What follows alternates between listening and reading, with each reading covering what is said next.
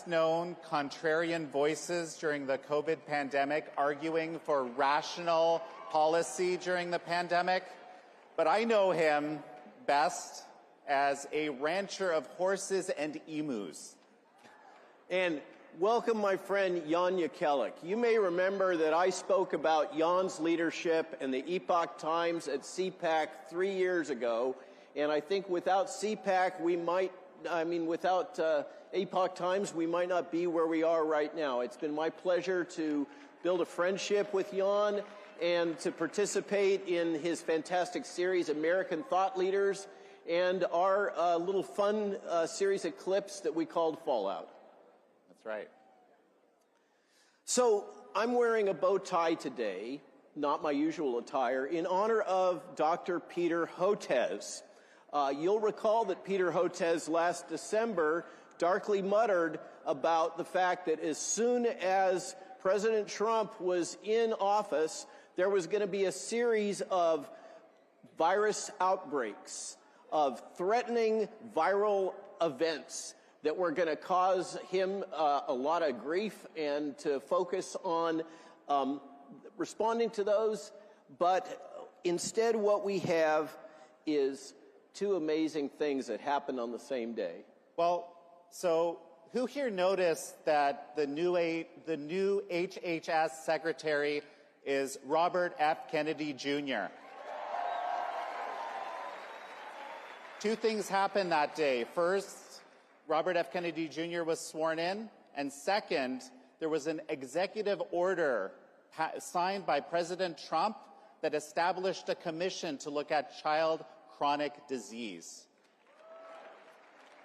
A 1-2 punch that, in our view, is kind of revolutionizing the future of health. Robert. I agree. So what is this thing, Maha? Make America Healthy Again. What does that really mean? Those of us that have kind of been in the sausage-making process have a pretty good sense. But let's go to what President Trump has defined as Maha in this amazing executive order. And what he's laid out, the mission he's laid out for my friend, your friend too, Bobby Kennedy, this amazing new Secretary of HHS that, can you believe this? He's both a bodybuilder and a biohacker. That's what we have as our secretary. And so what is Maha? A key factor in this is a refocusing of the entire government health enterprise from a focus on disease treatment to a focus on health promotion. And I really recommend that all of you take a moment to read President Trump's executive order creating the Maha Commission, which is across government. It even includes Treasury. It's an amazing document in which he talks about the crisis of health in America, the crisis of chronic disease in America, but in particular, it zeroes in on Bobby Kennedy's sweet spot, protecting the health of children in America. It talks about child's health. It talks about the epidemic we have now of all kinds of chronic diseases, including autism in our children. And it talks about the over-medication with Ritalin and all these other drugs. We're basically drugging our children into obedience and oblivion using these agents, getting them to be complacent in the schools so they don't cause trouble, making it easier to control them. That has got to stop. And that is the mission of the Make America Healthy Again movement, is to, within 12 to 18 months, this is the president's mandate, within 12 to 18 months, Bobby Kennedy has got to show measurable improvements in public health for American citizens. Now that is a tall order. And to do that, he's got to let loose, frankly, he's got to let loose the dogs of war. He's got to let loose the whole federal bureaucracy, transform it, and take this new leadership team that he's created under Donald Trump's direction and completely radically transform CDC, FDA, NIH, work with his partners at USDA to enable the health of Americans, and particularly the health of Americans' children. But Bobby Kennedy okay? Bobby Kennedy did not work alone, okay? And Maha was actually something that existed in America already, a kind of subculture, one that I didn't even know very much about, that I discovered on American thought leaders, throughout COVID. All these people that had been, hit by reality in some way. Maybe they had a child that had been vaccine injured. Maybe they were poisoned by something. And millions of Americans basically were not, many of us were just simply not aware that there was this growing movement of people that were looking at root causes of health. And Bobby was kind of a central figure in this. So him coming in as the HHS secretary, I mean, this is in terms of budget, the largest of the departments. Yes, right? Well, except for defense.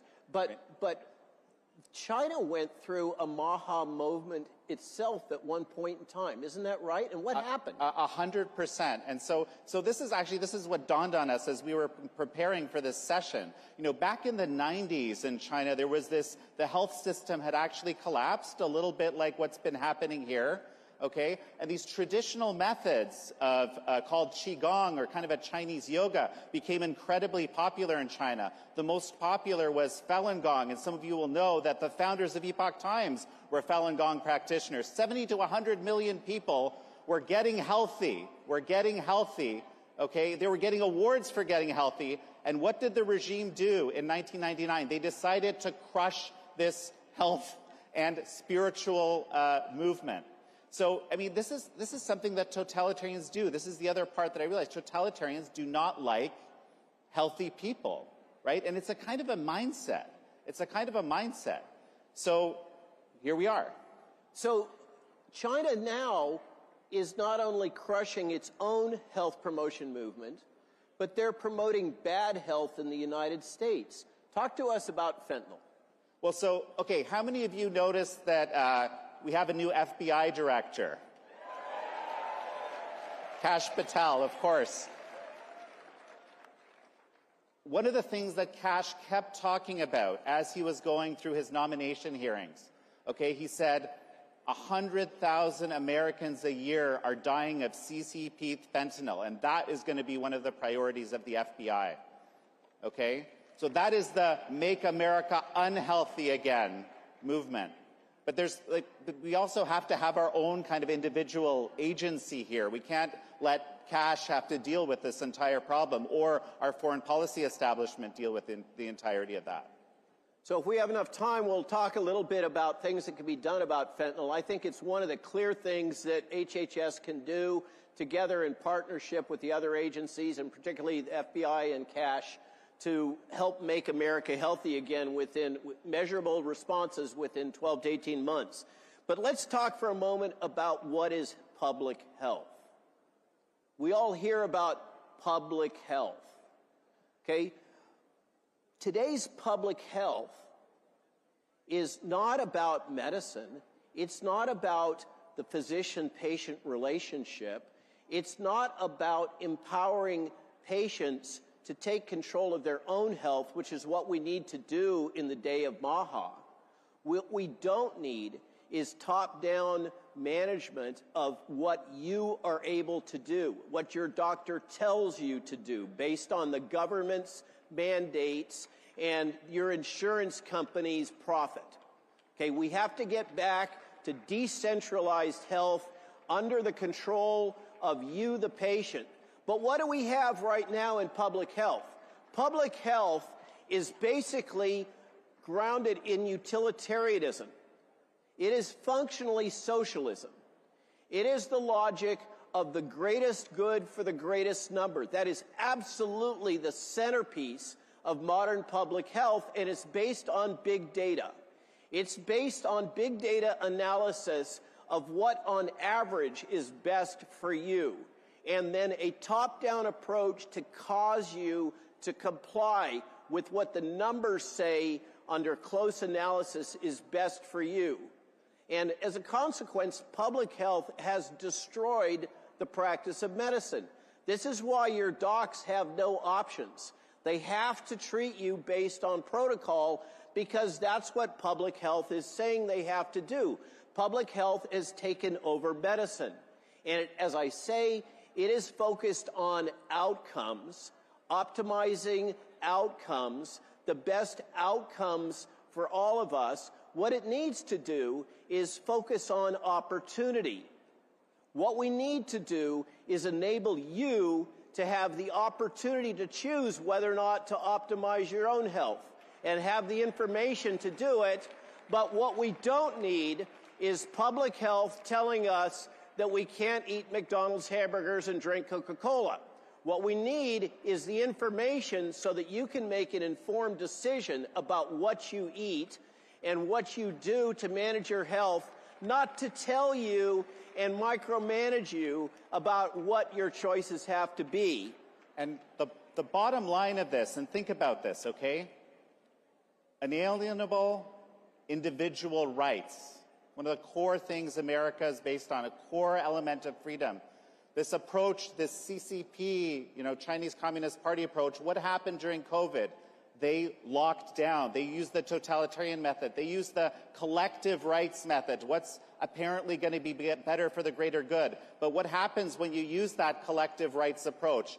Every time, to paraphrase Stalin here, okay, to make an omelet, you have to break a few eggs. And it turns out to be a lot of eggs, unfortunately. So we got to get back to this approach of individual rights, individual agency, and, the Hippocratic Oath on the medical side. So there's an insidious thing that's happened. They've snuck some stuff in while Bobby was busy focused on confirmation. They've snuck in a UN Agenda 2030 item called One Health. Okay? The CDC surreptitiously agreed to the One Health policies of the World Economic Forum and the United Nations and the World Health Organization. What is One Health? Who's against One Health? Of course, we all think that animals should be healthy and the environment should be healthy, just like the Secretary was talking about with U.S. policy. But in One Health, your health is equivalent to the health of animals. Your health is equivalent to the health of a lab rat. And I had somebody post the other day, we put out an essay today about One Health and what it really means, and they said, hey, I'll be glad to sacrifice a lab rat if I can have a focus on my grandmother and improving her standard of living. In One Health, the health of animals and the health of the environment are considered equivalent to the health of humans, and this has now been slipped in this policy that's right up there with the Green New Deal while the new administration was distracted. Something that was in progress for 2-3 years under the Biden administration, they managed to sneak in. They managed to sneak in the new director of pandemic preparedness, a veterinarian who is the associate dean of One Health at Texas A&M, before Bobby even had a chance to sit in the chair.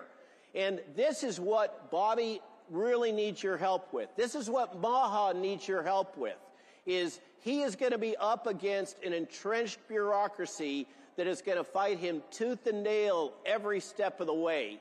And the only way that we're going to be able to get sustainable change is we have to have all of us, the citizens of the United States, saying, we support you, we support a focus on health in Americans, and we are not okay with this globalist agenda of One Health, and we are not okay with the bureaucracy sneaking stuff in behind his back.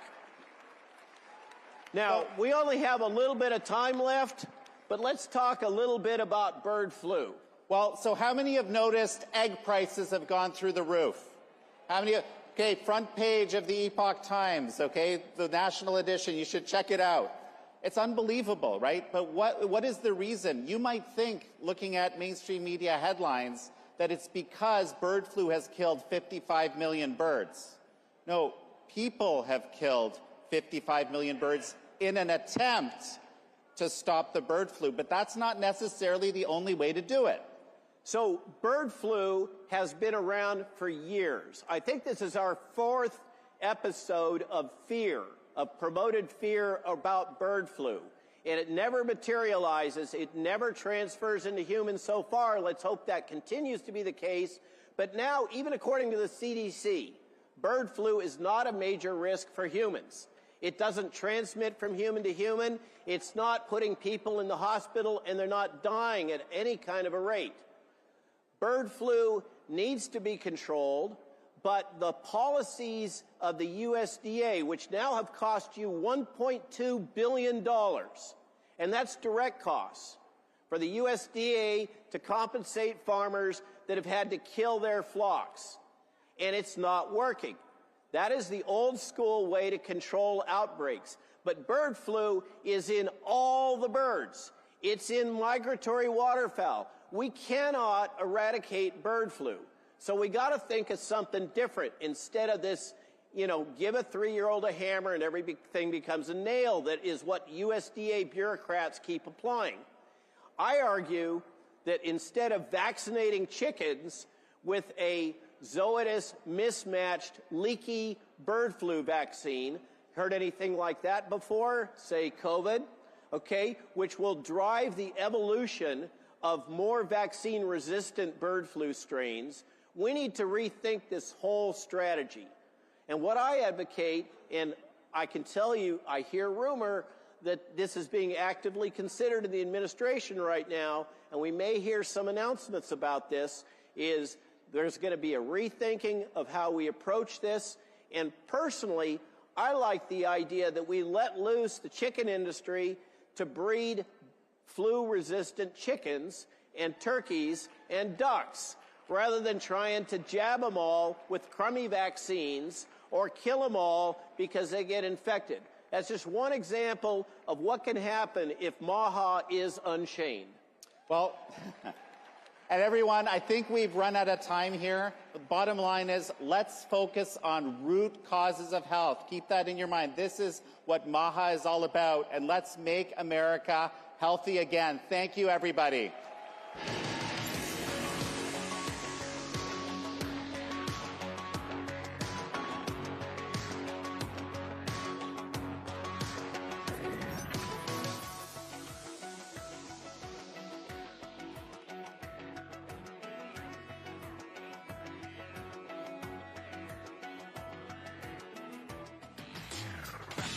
Ladies and gentlemen, it's time for the CPAC straw poll. Please welcome CPAC Chairman Matt Schlapp, and from McLaughlin and Associates, Jim McLaughlin. This way I can follow.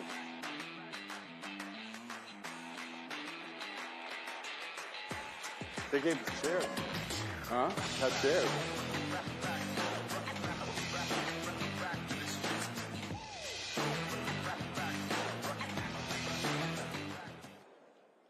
All right, Jim, this is your big moment. By the way, do you all know one of the great things? Can we just start off by saying a warm round of applause to the fantastic competence of the Trump for President campaign.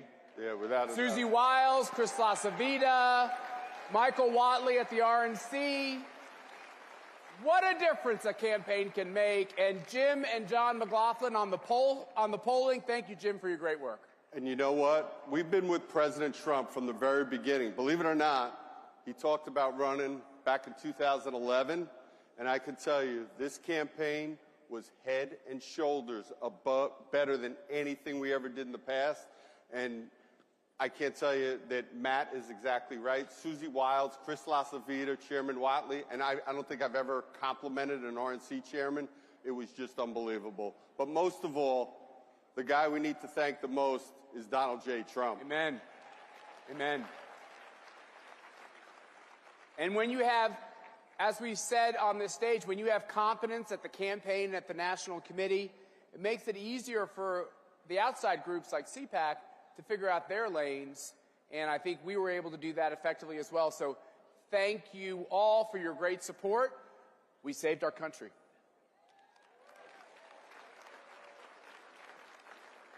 And I will tell you this, you know how I knew Donald Trump was going to win? The people in this room. Because when we did the CPAC polls over the years, and you had the mainstream media saying, you know, Donald Trump couldn't win again, Donald Trump was winning overwhelmingly, not by a little bit, overwhelmingly in every single CPAC poll. You guys knew. You guys knew he was going to win the primary. You all knew that he was going to win the general election no matter what the Democrats threw at us. So with that said, let me say first, thank you. We really appreciate you taking the poll. This is the grassroots. And I always say CPAC, the folks that attend CPAC, you all are the base of the base. And just so everybody knows, we had over 1,000 people take the CPAC straw poll this year. I thank you for that, and that's great. Don't forget, by the way, when you come back next year, take it as soon as you get here, and it works out really, really well. So with that being said, we asked a couple questions. One of them was, what would you say, and I'm hearing this from voters. We do focus groups. We do polls every single day. We said the first few weeks of Donald Trump's presidency have been the best for the modern conservative movement in my lifetime. What do you think about that? Well, 99% agreed with that. Think about that. We don't see 99% numbers. We weren't sure what this number was going to come out at. It's almost like I get these numbers back and I'm saying, is this right? But 99% say this is the best in their modern conservative history. Then we said, now that the Republicans have a majority control in both the House and the Senate, how important is it to you that they rapidly pass Donald Trump's agenda? Is that important to you? 99%. Again, who's this one guy who keeps voting wrong? If you guys find him, let me know. I want to have a beer with him afterwards and talk to him. You guys know you took the poll. We got a lot of ballot security. We got to have the code, the whole 9 yards. I don't know, maybe somebody from the press is sneaking in. I think the problem is you're not using a strong enough adjective to say how good it all is. I think they want it to be even stronger. So you have to work on your diction there. Oh, it's unbelievable. Then we asked, how do you feel about President Trump's cabinet? How do you feel about it? Remember, by the way, remember how the left-stream media, or I call it sometimes the USAID media, was telling us he was going to have trouble getting these folks through? Well, this is how you feel about his cabinet. 98% of you say you're either enthusiastic or you're satisfied with it. 89%, nearly 9 out of 10, said you're enthusiastic about his cabinet. Are you enthusiastic about them? You know, I kind of feel like CPAC's been the first Trump cabinet meeting. You know, they were all here basically, so it's been pretty cool. These guys got an inside sight to it. Oh, and then some. And by the way, I think virtually every member of his cabinet has spoken at CPAC in the past, not just this year. Yeah, even the ones that are new to the coalition. All right. Now, remember when Donald Trump is talking about and still talking about setting up a national security and an economic alliance with Greenland? And again, you know how the crazy Democrats, they say, oh, that doesn't make any sense. 93% of you approve of that because it just makes sense for economic reasons, for national security reasons. And by the way, we do a little bit of work over in Europe and whatnot. They also think it's a very good idea. Donald Trump, again, being a visionary. Then we asked you about DOGE. Obviously, there's been a lot of talk about DOGE and who should be making the decisions in how we cut wasteful government spending. Can I just let you know, Sure. How many of you guys like that chainsaw? I call it the chromed out badass chainsaw. I just want you to know this great President Milei told me that he's sending CPAC a chainsaw too, so it's coming our way as well. I probably would be a little more judicious in how I wield it, but I hope Elon wields it very aggressively. Oh, I'm sure he will. I'm sure he's going to. And I don't know if anybody saw the tweet recently, where I guess it was the truth, where President Trump said he wants DOGE to move even faster. That doesn't surprise me. Think about everything, and that's how he leads. That's how President Trump is doing history, doing things we've never seen done before. And when we asked you, who do we want in charge of DOGE, either Congress or President Trump, what did you tell us? Trump. 89%, 89-5, because you trust him to make the right decisions. Let me jump in on this a little bit, which is you have folks saying, okay, what does the Constitution say? What does the law say on all this spending?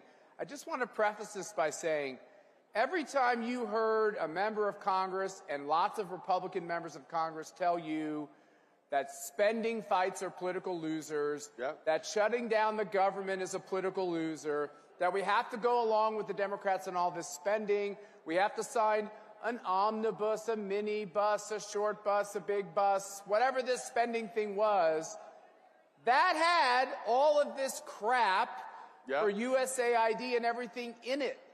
And your message in this poll is, Congress, you have a job with budget and oversight, do your job. And if you're not going to do your job, Trump should do the job. Yep.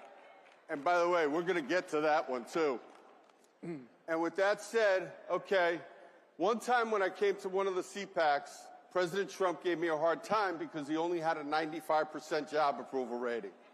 And I said to him, I said, sir, nobody gets a 95% job approval rating. Trust me, Matt Schlapp, with Mercy and his 5 daughters, he doesn't have a 95% approval rating at his dinner table.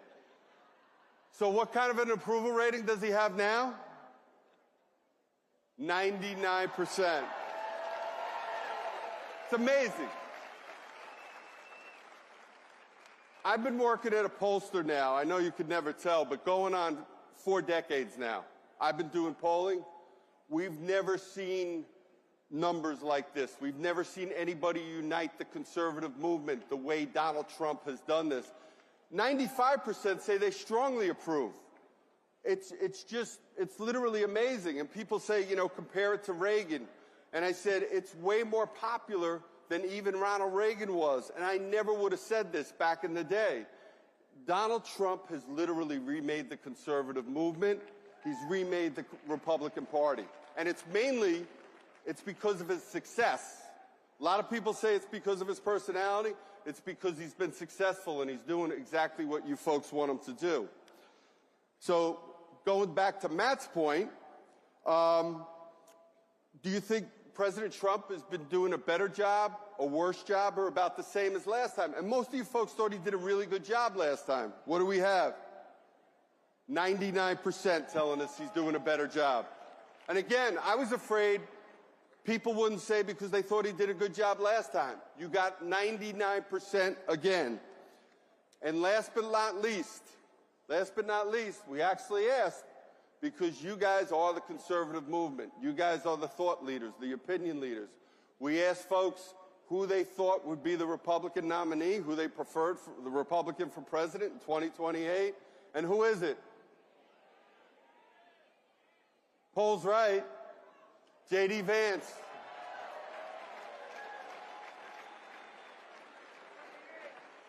And why? Because he's viewed as the closest thing to Donald Trump. So, and that's exactly why. So I just want to say thank you.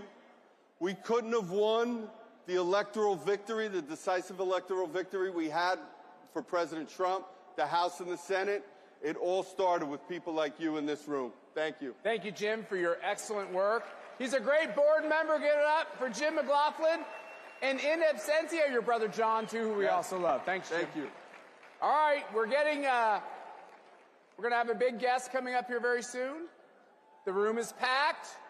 I'm expecting to look at X any moment, and a member of the media or of that weird Never Trump group that's meeting across town, they're going to show a picture of an empty room.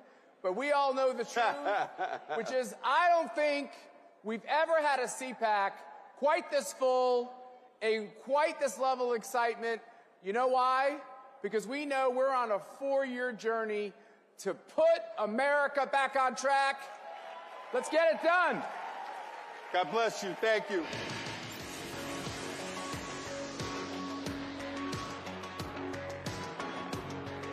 Spicer.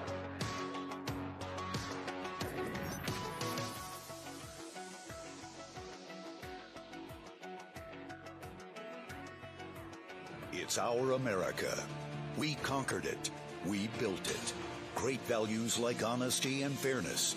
Great courage. A great nation needs a free press. Newsmax is it. 30 million Americans regularly go to Newsmax when they really need to know. They watch Newsmax TV at home. On the free Newsmax app, they go to Newsmax.com. Start today. Newsmax is real news for real people. Wherever human freedom is under attack, in courtrooms, legislatures, and the public square, we stand ready to defend it. This is why Alliance Defending Freedom exists. Supreme Court victory for a Christian woman who was taken to court for standing firm in her beliefs. The First Amendment follows a golden rule. If we want to protect speech for ourselves, then we need to protect it for others. A video released this week by ADF International has attracted over 34 million views and even attracted comment from Elon Musk. It concerned a pair of Swiss parents who have had their child taken away from them because they objected to her gender transition. We're not just here to stop the erosion of liberty for this moment alone. We are here to keep the door open for the gospel. And when the gospel does its work, truth doesn't just hold its ground. It advances. It sets people free for generations to come. This is our mission at Alliance Defending Freedom.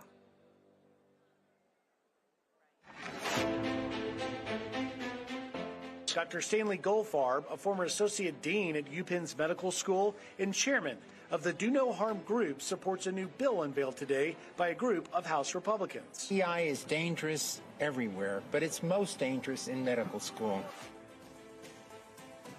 I was fast-tracked onto puberty blockers and then testosterone. I had a double mastectomy at 15. We need to stop telling 12-year-olds that they were born wrong. Every institution today is under attack. The home, the church, the government. And many people are asking, what is the truth? Jesus Christ claimed to be ultimate truth. Are you willing to face the truth? Do you think the MKUltra project ever actually ended? The Central Intelligence Agency is actively involved in mind manipulation. We all answer to one God and one Savior, and He's there to change your life for the better.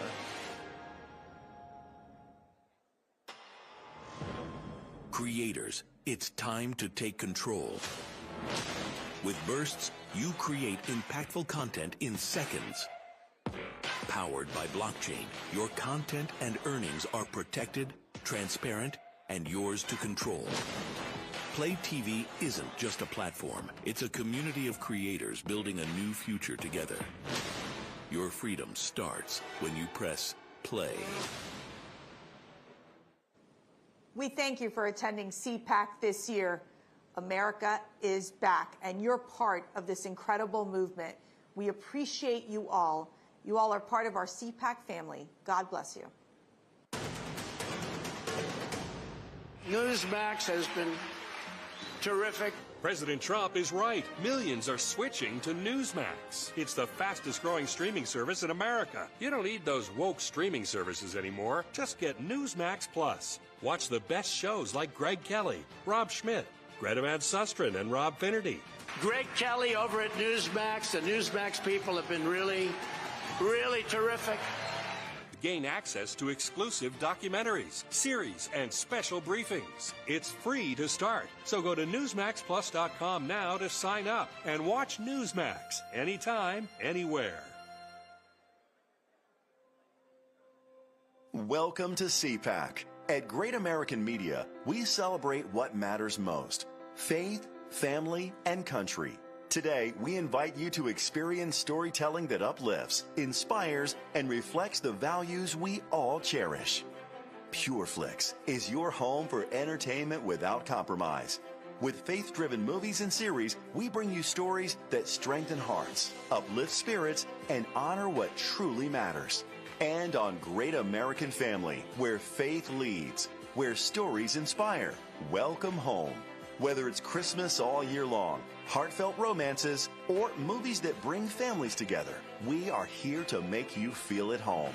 At Great American Media, our foundation is quality. Our promise is to always deliver entertainment that aligns with your faith and values. Thank you for standing with us as we stand for faith, family, and country. Enjoy CPAC. And remember, when you choose Great American Media, you choose entertainment that lifts you up. Join us and experience the best in faith and family entertainment.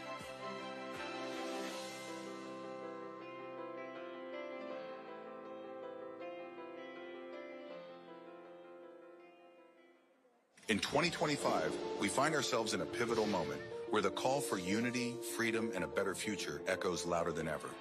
For more than 10 years, Patriot Mobile has been committed to supporting the values that make our nation great. With affordable plans and reliable nationwide coverage on all 3 of the major networks, Patriot Mobile is not just a wireless service. It's a call to action for those who believe in the American dream. Choose a wireless carrier that shares your values. Choose Patriot Mobile. Every institution today is under attack. The home, the church, the government. And many people are asking, what is the truth? Jesus Christ claimed to be ultimate truth. Are you willing to face the truth? Do you think the MK Ultra project ever actually ended? The Central Intelligence Agency is actively involved in mind manipulation. We all answer to one God and one Savior, and He's there to change your life for the better. Who's AARP really watching out for these days? They've made billions partnering with big health insurance corporations while opposing reforms seniors want, like applying big discounts to medicines directly at the pharmacy counter. Instead, AARP supports liberal price-setting schemes, giving politicians, not seniors, control over any so-called Medicare savings. With no guarantees, funds won't be spent on unrelated programs or pad big insurers' profits. If AARP and Congress believe America's seniors aren't watching, think again. Paid for by American Commitment. The 47th President of the United States of America. And, you know, I wouldn't say Fox has been exactly perfect. Fox has been a big difference of Fox between now and what it was 4 years ago, as you know. But we have others that come along, and they're doing well, and Newsmax has been really good, and, you know, others are coming along. And people are seeing that they're watching these conservative networks. President Trump is right. That's why millions of Americans are tuning into Newsmax for the real news they can trust. Every institution today is under attack. The home, the church, the government. And many people are asking, what is the truth? Jesus Christ claimed to be ultimate truth. Are you willing to face the truth? Do you think the MK Ultra project ever actually ended? The Central Intelligence Agency is actively involved in mind manipulation. We all answer to one God and one Savior, and He's there to change your life for the better. You came to Washington for one of 2 reasons. Some of you came here for position, for power and fame. You came for you. But if you came to change this town, we came to be sandpaper to a culture that despises truth. Are you one of the few willing to stand in the gap for our nation? If so, come join us as we make America's national motto our personal declaration. Creators, it's time to take control. With Bursts, you create impactful content in seconds. Powered by blockchain, your content and earnings are protected, transparent, and yours to control. Play TV isn't just a platform. It's a community of creators building a new future together. Your freedom starts when you press play. Every institution today is under attack. The home, the church, the government. And many people are asking, what is the truth? Jesus Christ claimed to be ultimate truth. Are you willing to face the truth? Do you think the MK Ultra project ever actually ended? The Central Intelligence Agency is actively involved in mind manipulation. We all answer to one God and one Savior, and He's there to change your life for the better. The 47th President of the United States of America. And, you know, I wouldn't say Fox has been exactly perfect. Fox has been a big difference of Fox between now and what it was 4 years ago, as you know. But we have others that come along, and they're doing well, and Newsmax has been really good, and, you know, others are coming along. And people are seeing that they're watching these conservative networks. President Trump is right. That's why millions of Americans are tuning into Newsmax for the real news they can trust.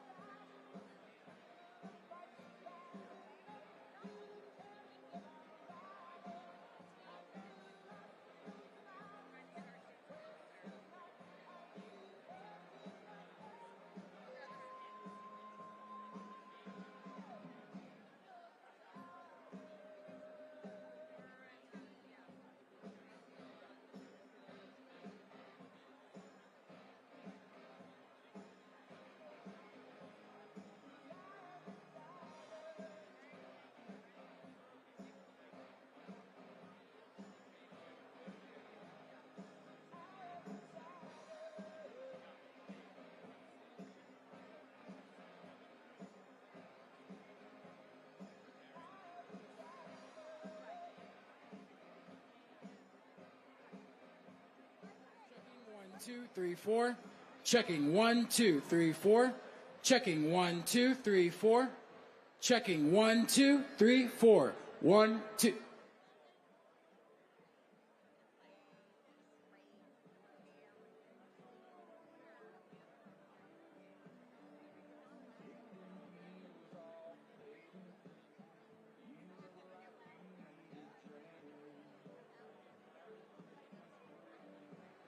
Checking 1, 2, 3, 4.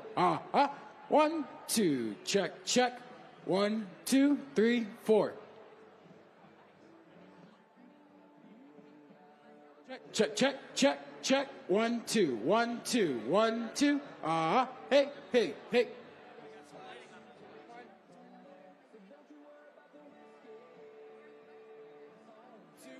One, two, 1, 2.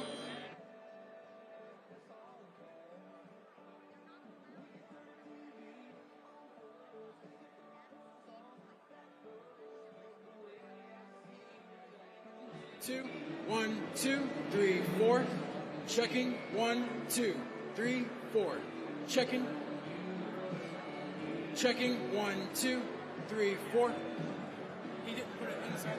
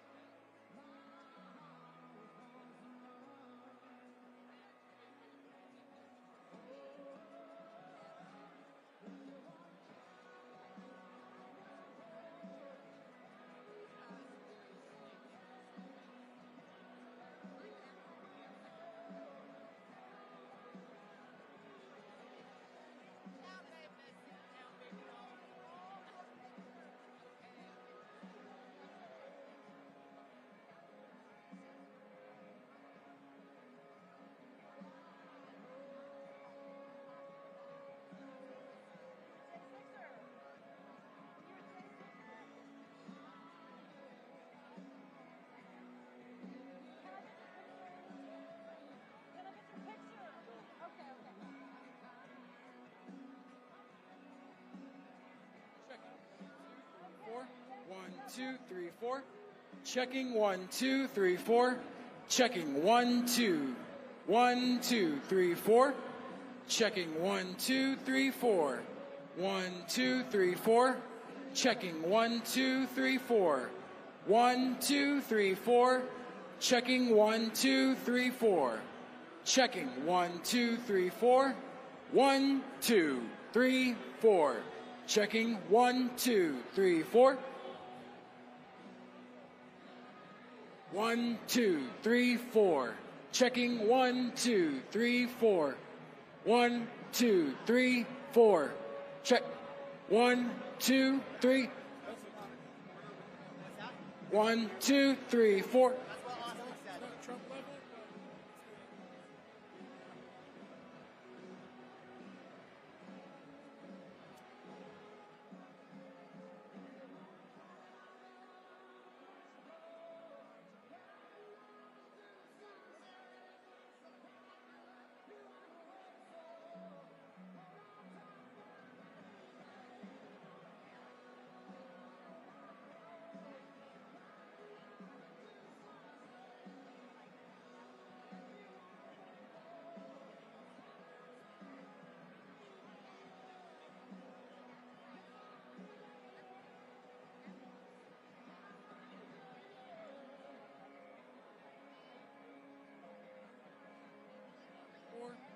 Checking 1, 2, 3, 4.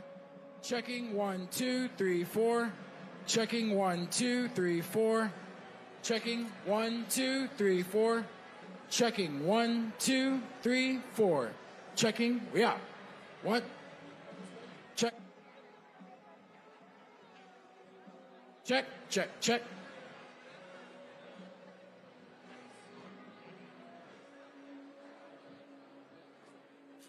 Check 1, 2.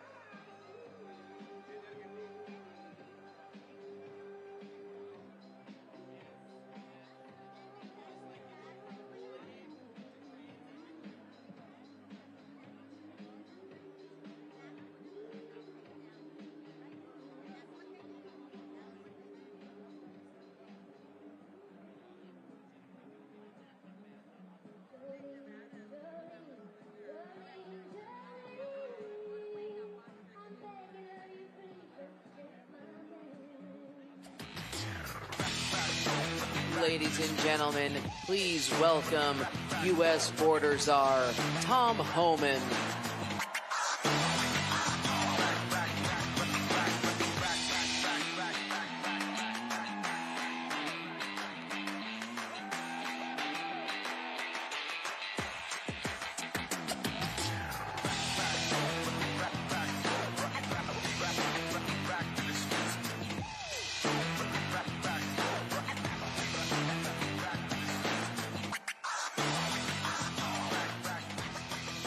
How you doing?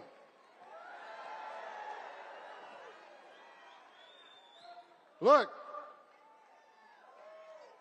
let me start out by saying this. If I offend anybody today, I don't give a shit.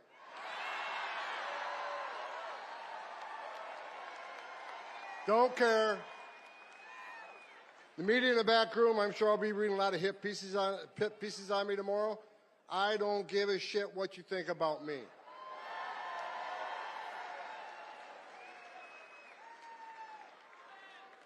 I get asked all the time, does it bother you there's a big part of this country that hates your guts, I don't care.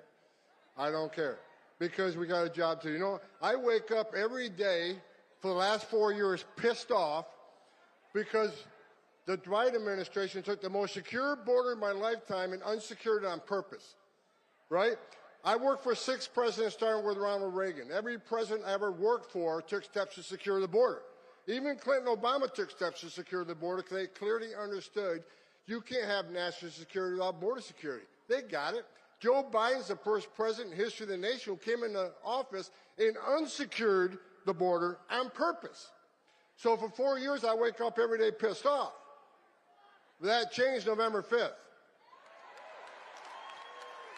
Now I wake up every day excited because I work for the greatest president of my lifetime, Donald J. Trump.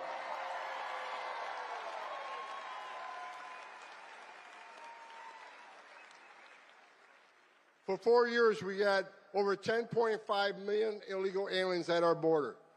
They released nearly 8 million into the country illegally. We had a 600% increase in sex trafficking of women and children. We had a record number of known suspected terrorists and people on the terrorist watch list crossing the border. Under Trump, we had 14 in 4 years. Under Joe Biden, just shy of 400. Think about that for a moment. What Joe Biden did to our border was create the most significant public safety and national security vulnerability in this nation's history. But guess what? We got one badass president now who's going to come in and is going to take care of this border.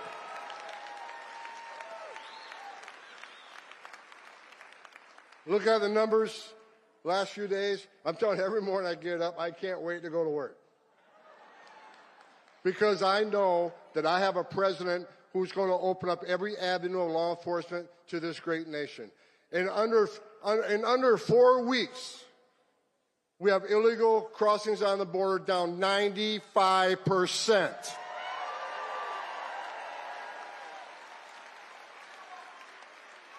I remember when the president called me and said, I remember he called me when he brought me, this is the second time I came out of retirement for this man. So he called me, I was the first guy he called, and he says, okay, this is how the phone call went. I picked up one, I see POTUS on my cell phone, so I know it was Trump. He says, all right, Tom, you've been bitching about it 4 years. You want to come fix it? And I didn't hesitate. I said, I'll come back and I'll do it for free. I'm so pissed off. You don't have to pay me.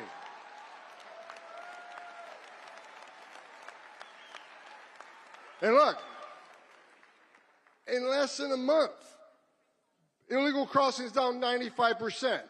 ICE has arrested over 21,000 people in the nation.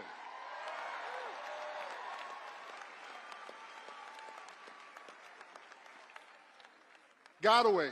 Under President Biden, the gotaways, 2.2 million people crossed the border, weren't arrested because the Border Patrol was too busy making sandwiches, changing diapers, making baby formula, making hospital runs, dealing with humanitarian crisis. 2.2 million people crossed the border and weren't apprehended, weren't fingerprinted.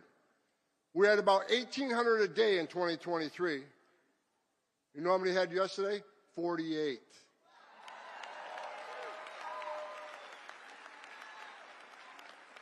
You're talking about 2,000 miles of border and only 48 people escaped. But that's 48 too many. I'm not going to be happy if that number is 0.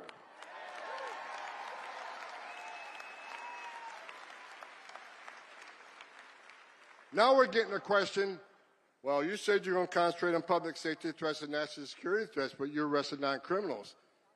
Yeah, damn right we did. Because you're in the country illegally, which happens to be a violation of our law. Entering this country illegally is a crime, and we're not going to forgive it.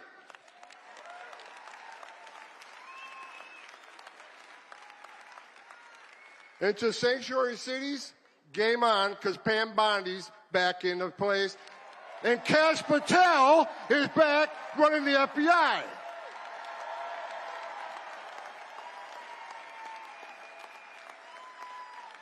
President Trump brought together one hell of a team, and every time I see one of these people get nominated and take their oath for office, I just get that much more excited. I'm afraid I'm going to have a heart attack one of these days because it just keeps getting better.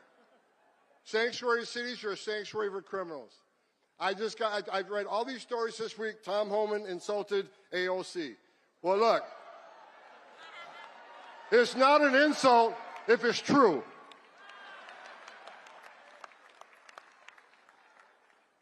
She says Homan has no game, he has nothing on me. Look, you can claim you're educating people according to their constitutional rights. I think she's a long ways away from being a constitutional scholar myself. Bottom line is, we know what the game is. You can claim you're educating people to their rights, but we know what the end game is. Try to tell people how to invade law enforcement.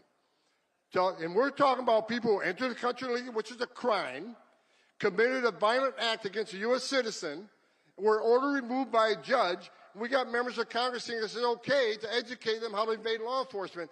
We're not making this shit up. We're enforcing the laws enacted by Congress. And we're not going to apologize for it, not under this administration.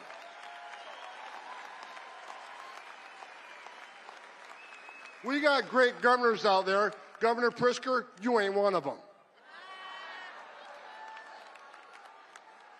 I met with Governor DeSantis yesterday. No, he's done. He's passed one of the strongest state immigration laws in this nation. Do you know it's a crime in the state of Arizona, in the state of Florida? It is a crime to enter the country illegally. He made his own state law. He has passed a law that he will fire any mayor or sheriff that doesn't help ICE enforce immigration law.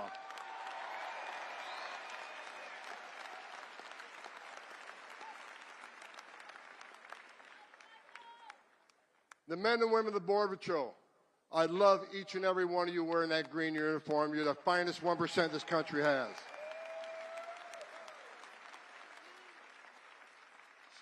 So look, we're attacking the interior enforcement. For those who don't think those numbers are enough, I don't either. If you haven't seen, I'm happy with the numbers, but I'm not going to be satisfied until every criminal alien gang member, every criminal alien, every Trenda Agua is eradicated from this country and send their ass to Gitmo where they belong.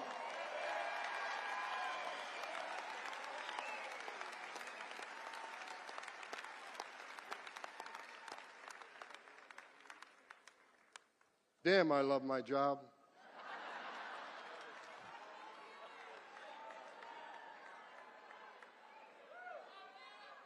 We got, and look, I already said we got the border locked down, crossing down 95%. We've already arrested 21, just above 21,000, and we're going to double the workforce. We're going to add more. We're going to add more targeting. We're going to add more teams. God bless the men and women of ICE. God bless all the DOJ components that are with us. We've got U.S. Marshals, DEA, FBI, ATF, all these fine agencies helping us. And what's great about it, when we went to Chicago, Mayor of Chicago said I wasn't welcome in Chicago. Guess where the first place I went was? Chicago.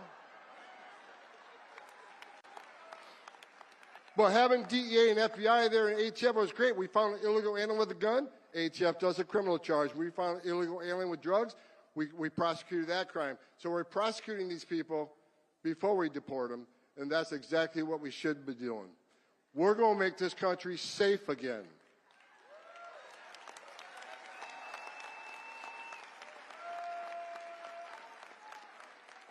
The third rail, when President Trump told me, he said, Tolman, secure the border, run the biggest deportation operation this country's ever seen, and find over 300,000 missing children that were sex trafficked or forced labor trafficking in this country. And we're looking for them. And we're going to save children.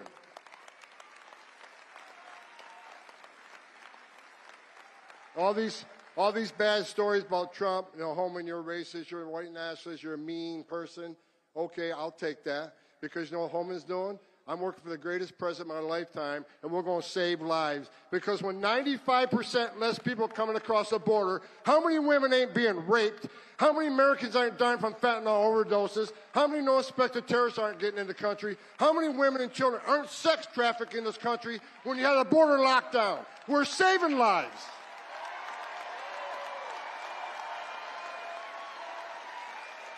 That's right. Stand up. President Trump's getting ready to come on stage.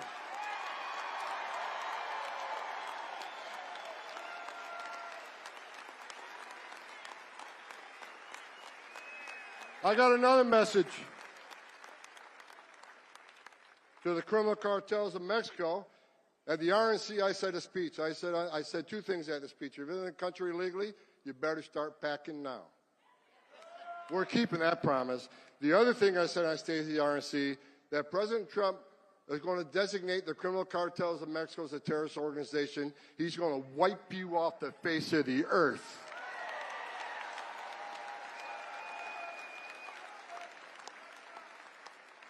After I said that, of course, I got numerous death threats. They've doubled the size of my security detail because all the cartels want to take home and out. Well, I'll tell you what, come get some.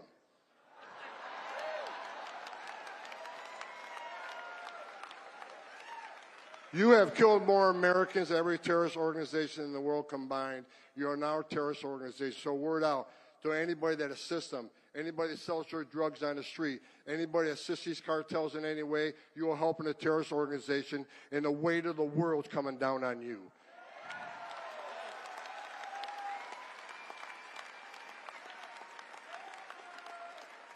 I read a story last night, the police commissioner of Boston. You said you doubled down on not helping the law enforcement officers of ICE. I'm coming to Boston. I'm bringing hell with me.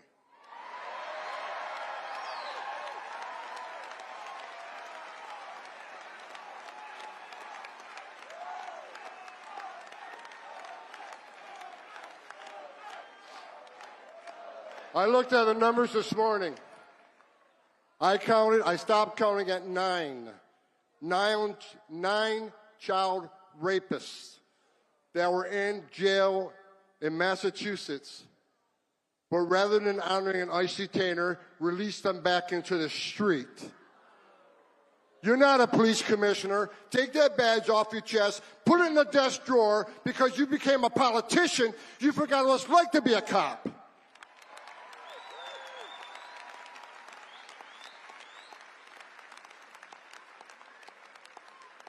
And guess what? The men and women of Immigration and Customs Enforcement, they found those predators, and they're locked back up, and we're going to deport them from the United States.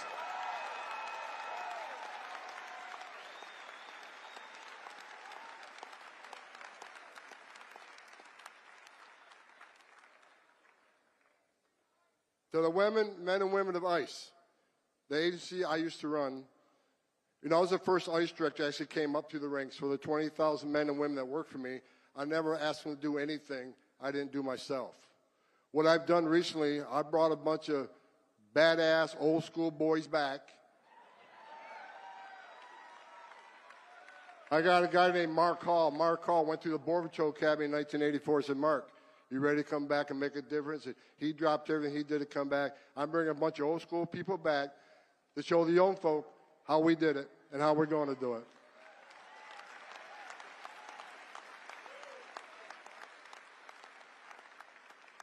Like I said, I want to leave you with this. I said I got 45 minutes left. Look, if Congressman J. Paul couldn't, gavel me to shut up, no one on this building is going to get me off the stage until I'm ready to get off the stage.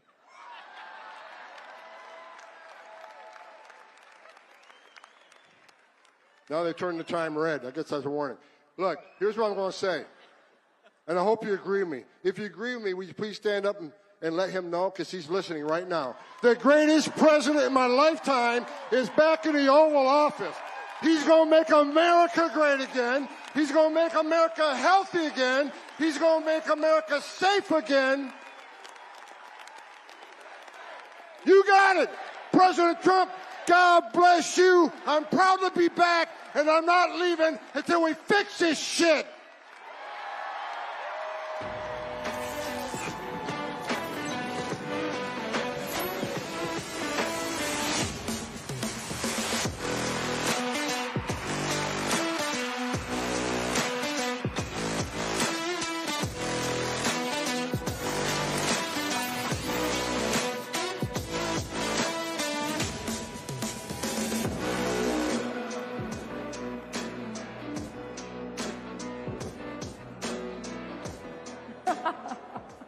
All right, you ready?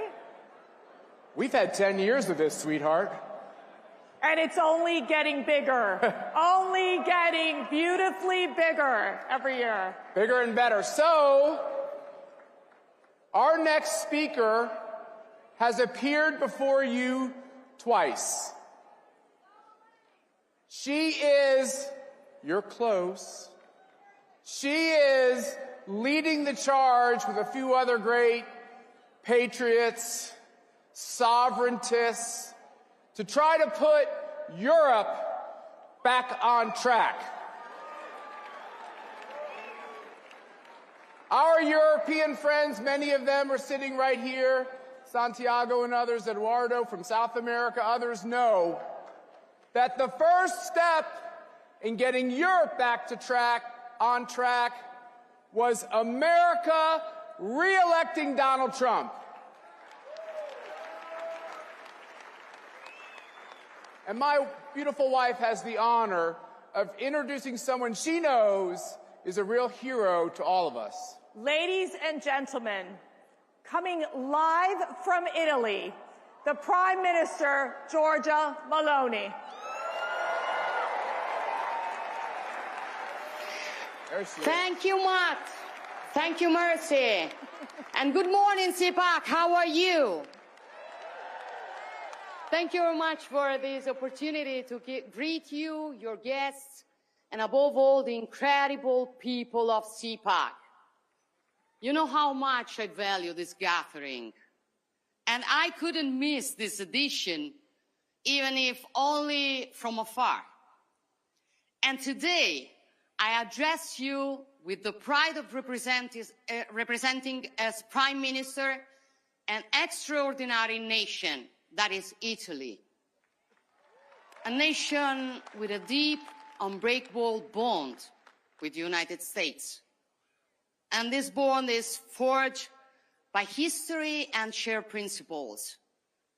And it is embodied by the countless Americans of Italian descent who for generations have contributed to America's prosperity. So to them, allow me to say thank you. Thank you for being exceptional ambassadors for Italian passion, creativity, and genius.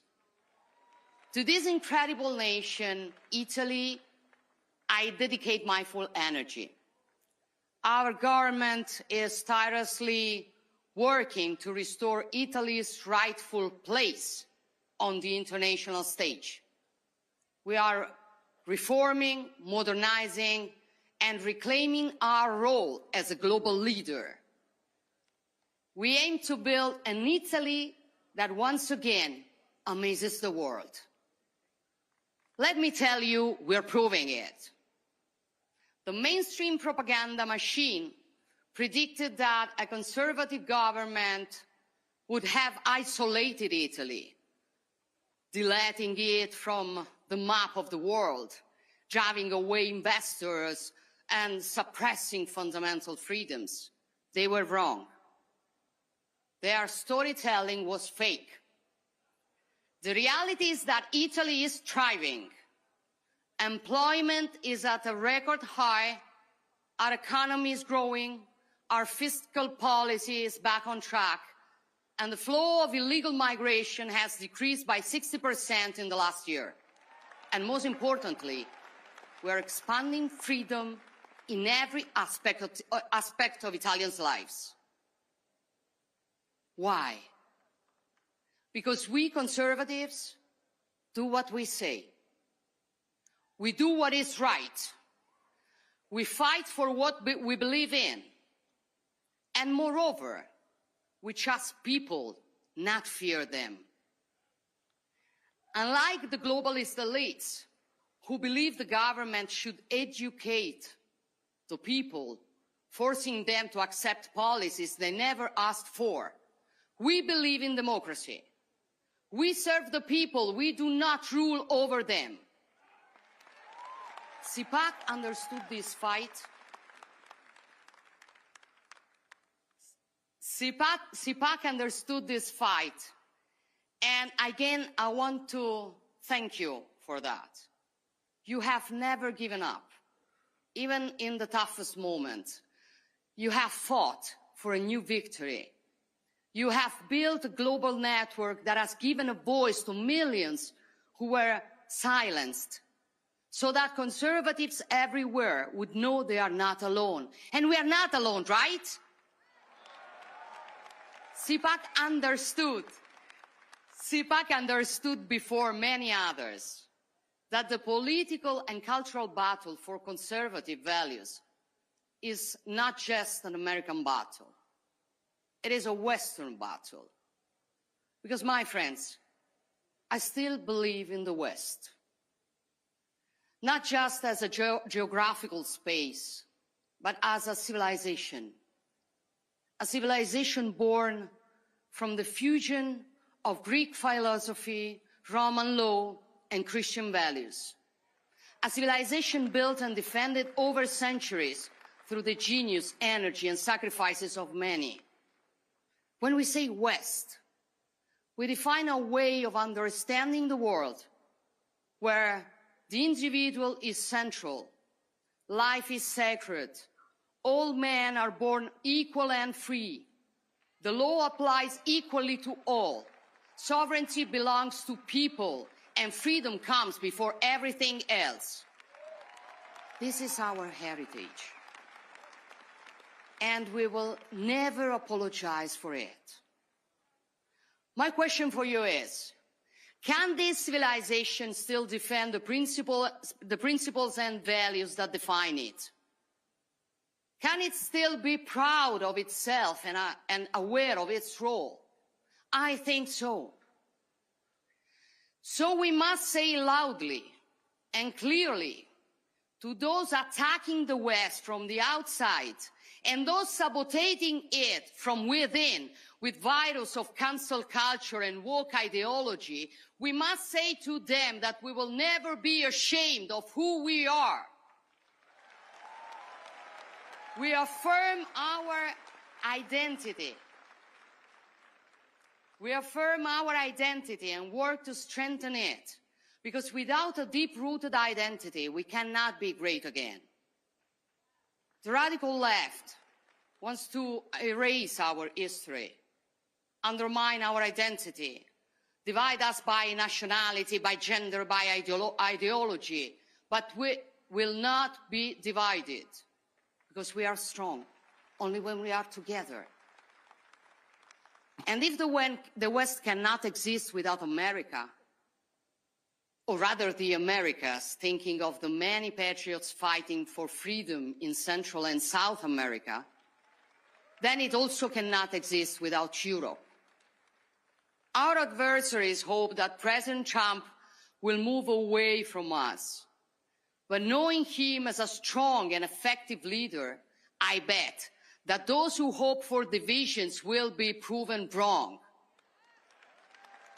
I know some of you may see Europe as a distant or even lost. I tell you, it is not. Yes, mistakes have been made, priorities have been misplaced, especially due to ruling classes and mainstream media that imported and replicated in the whole continent the most reckless theories of American liberal leftism. These are the same elites who were recently outraged by J.D. Vance's speech in Munich, in which the Vice President rightly stated that before discussing security, we must know what we are defending.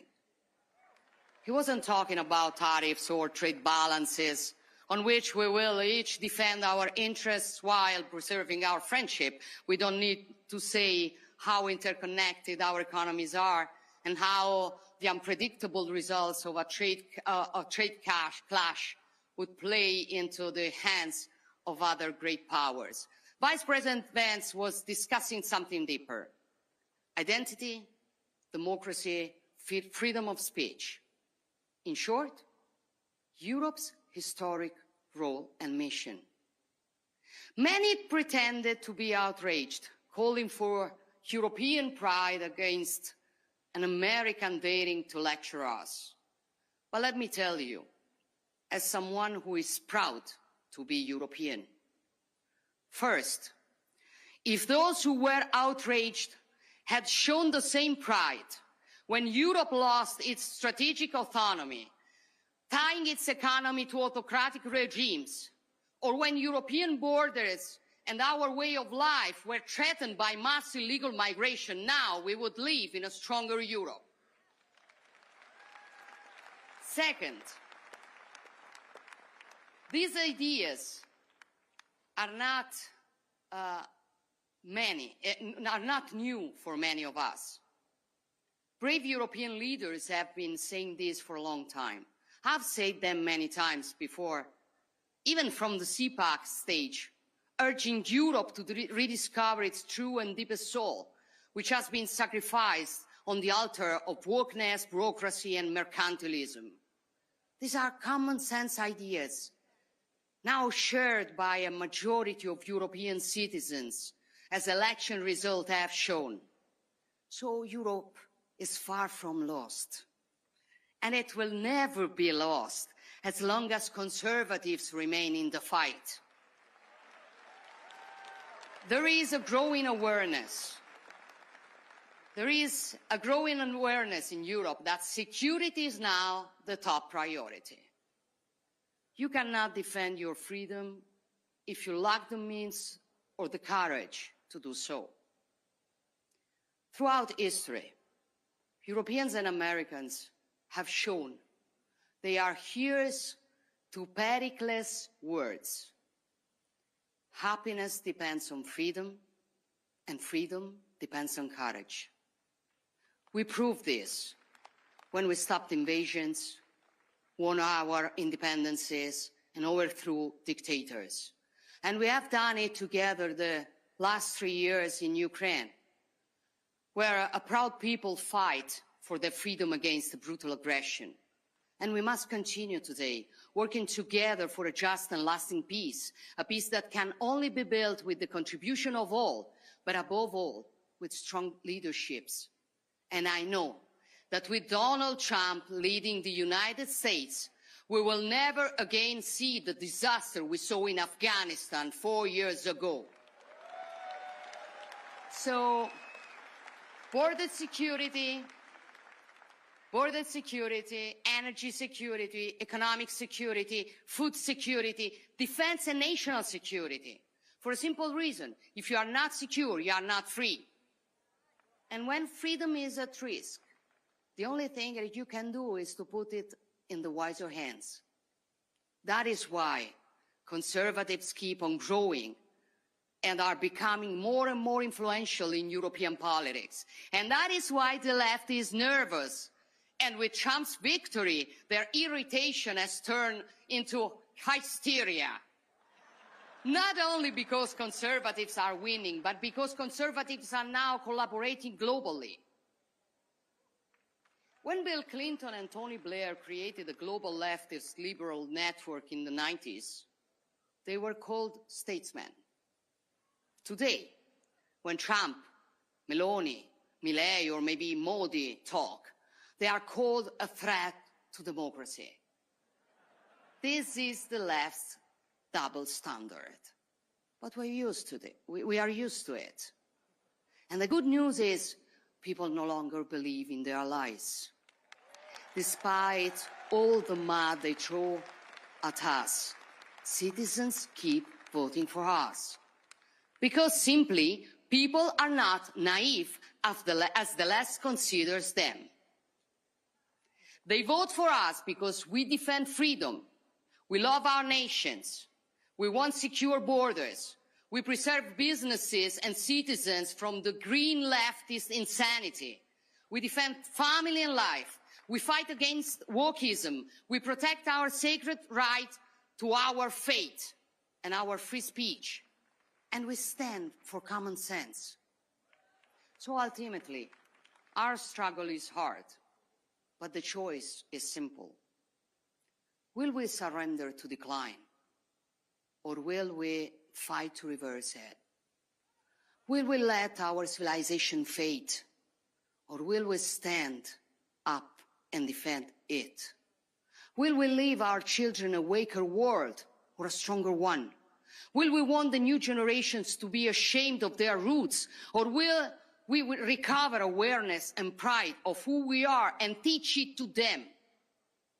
I made my choice long ago, and I fight every day to honor it. And I know that I'm not alone in this battle, that you are all standing with me, that we are all standing together. And believe me, this makes all the difference. Thank you all. Thank you all. God bless you, and God bless the free nations of the world.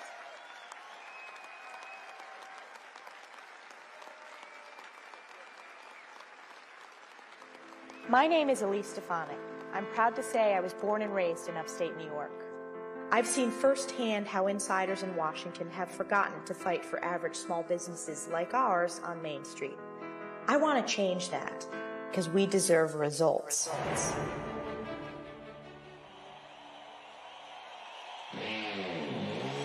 Elise. Elise! How's Elise doing, right? A Republican from Northern New York, the youngest woman ever to serve in Congress. Elise Stefanik, the #3 leader in the House. One of the former president's most loyal supporters. What a job she's done. Thank you, Elise. Thank God there are people out there like Elise Stefanik who doesn't just moan about things on Twitter. Representing Fort Drum in upstate New York, Stefanik is a member of the House Intelligence and Armed Services Committee. I rise today in strong support of the conference report for the National Defense Authorization Act. Stefanik won her swing district by 22 points, and last year was re-elected by 35 points. Everyone knows upstate New York and the North Country is Elise country. Congresswoman Elise Stefanik securing a 4th term in office, winning by nearly double over her Democratic challenger. Elise Stefanik, a name becoming more nationally recognized.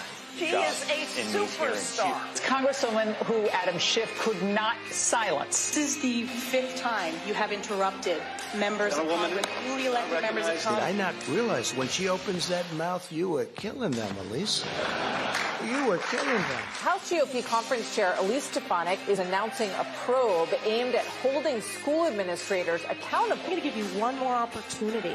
Does calling for the genocide of Jews violate Penn's code of conduct when it comes to bullying and harassment? Yes or no? I watched her run over the head of Harvard, the head of Penn, the great old Wharton School of Finance. With 69 days to go, Donald Trump tapped New York Congresswoman Elise Stefanik to be U.S. Ambassador to the United Nations. It has never been more critical for the United States to lead with strength and moral clarity. I share President Trump's vision of a UN reformed by strong America first, peace through strength, and a return to this founding mission of promoting peace and security around the world. In closing, I will forever be grateful to my constituents in New York's 21st District. 10 years ago, upstate and North Country voters took a chance on a young, first-time, unknown candidate, and I commit to the American people that I will work my very hardest in the coming years to lead with moral clarity and American values. Whether it's standing up for election integrity, whether it's defeating Liz Cheney to unify the Republican Party. I'll always be your friend. Are we ready to make America great again?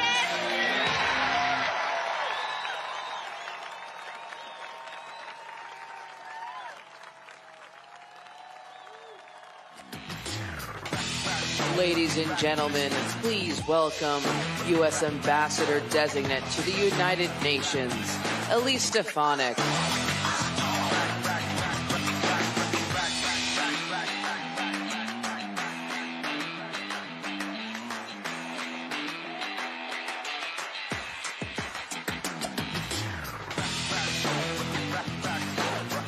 Hello, America First Patriots. Are you excited to be here?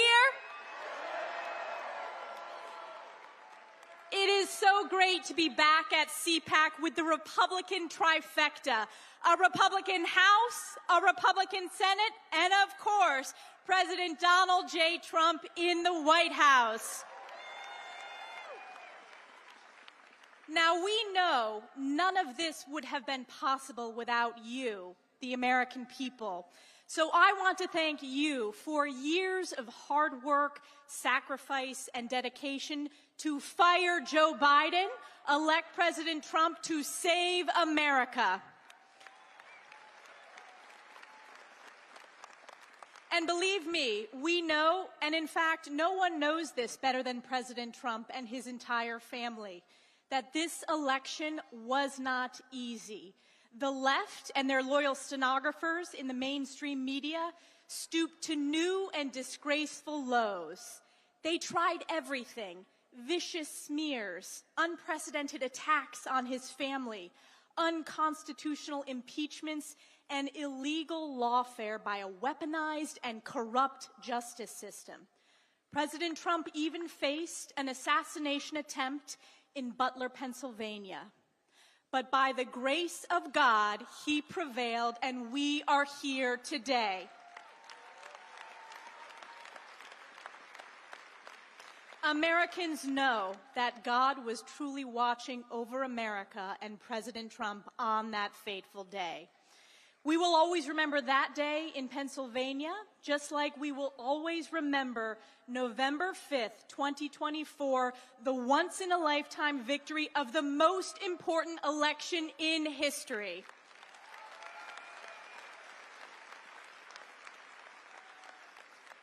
That was the day when President Trump delivered truly the greatest political comeback of all time, winning the popular vote with an overwhelming mandate to save America, a mandate to make America strong again, safe again, healthy again, wealthy again, and to once and for all make America great again.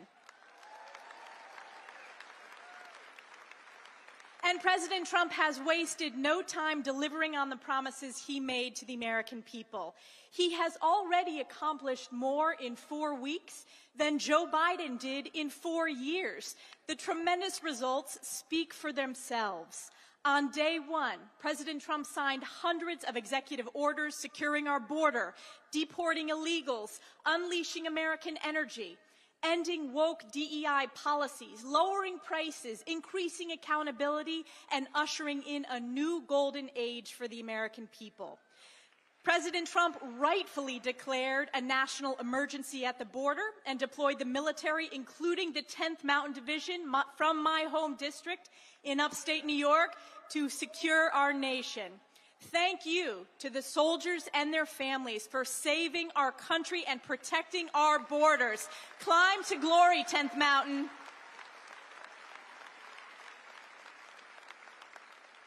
President Trump also signed into law the Laken-Riley Act, the first bill passed by our House Republican majority in Congress. President Trump has ended catch and release, restored Remain in Mexico, restarted building the wall, and rightfully declared cartels as foreign terrorist organizations. President Trump is not only securing our nation, he is rebuilding the broken and failed Biden economy of inflation, malaise, and weakness. President Trump is putting America first by demanding fair and reciprocal trade, unleashing American energy independence, cutting regulations, and demanding the government work for we the people as President Trump doges wasteful un-American spending. And this is because President Trump knows that a strong, safe, and prosperous America at home is a strong America abroad. Our economic security, our border security, our energy security is also our national security. And the world is watching as President Trump reasserts his America First, peace through strength foreign policy. And I'm so honored to have been nominated by President Trump to serve in his cabinet as the United States ambassador to the United Nations as a part of this national security team. Our team is already hard at work on behalf of the President and the American people at Turtle Bay as I finish my work to enact his agenda in Congress on behalf of my constituents and the American people. When discussing this nomination with President Trump, the President shared with me that he sees great promise in the United Nations if it focuses on its founding mission of international peace and security. Just look at President Trump's record of international peace and security in his first term. He negotiated the historic Abraham Accords, the largest step to peace in the Middle East in over a quarter of a century. President Trump's maximum pressure campaign crippled Iran's capability to threaten instability in the region. His administration marked the only time that Putin did not invade another country.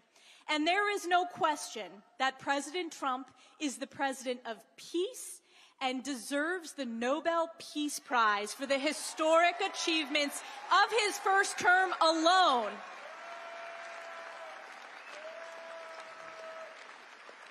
And now look at what President Trump has already accomplished in just 1 month.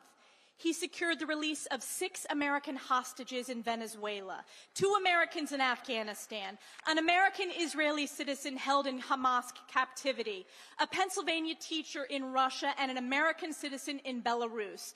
The world knows that it is only because of President Trump that the innocent hostages viciously taken by Hamas terrorists are finally coming home, including those today.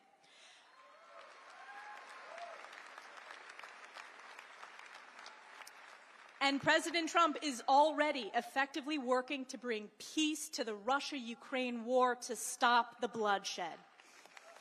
He's restored maximum pressure on Iran and redesignated the Houthis as a foreign terrorist organization. And the world is watching as every head of state is clamoring to meet with President Trump because the world knows America First is back.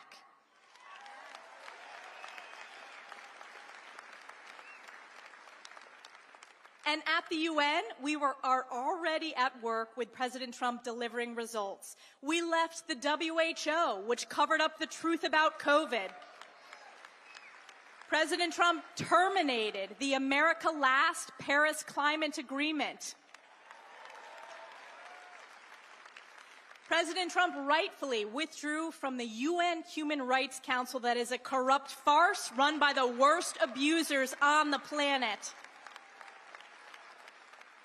The Trump administration imposed sanctions on the International Criminal Court, an illegitimate court fueled by raging anti-Semitism and anti-Americanism. And a top priority that I have worked on in Congress for years, President Trump defunded UNRWA, the pro-Hamas terrorist group that committed atrocities on October 7th. And make no mistake, hear it now, as President Trump's United States ambassador to the United Nations, we will not only defund UNRWA, we will dismantle it.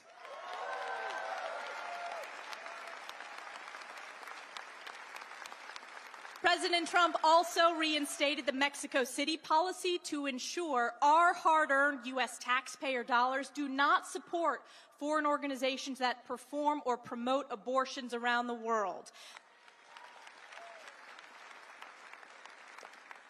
The U.S. rejoined the Geneva Consensus Declaration to promote and strengthen opportunities for women and girls around the world and to protect the family as the fundamental unit of society.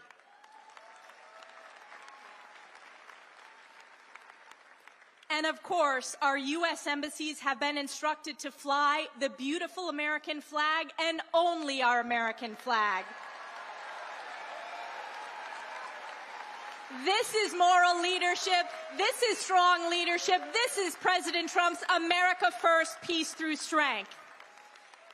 Now, I want to ask you, let me ask you this question. Do you all remember that famous congressional hearing with the anti-Semitic university presidents from Harvard and Penn? I should say former presidents after my questions. 5 down and so many to go.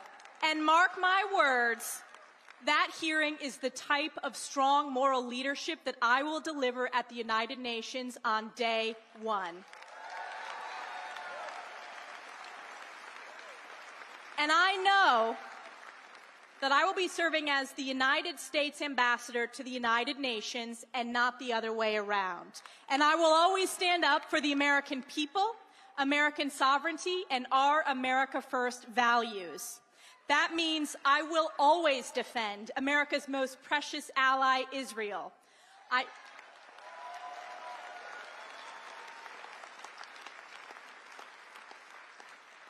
I led the charge to expose the rot of anti-Semitism on college campuses, and I will lead the charge on behalf of President Trump to root out the rot of the true den of anti-Semitism, and that is the UN.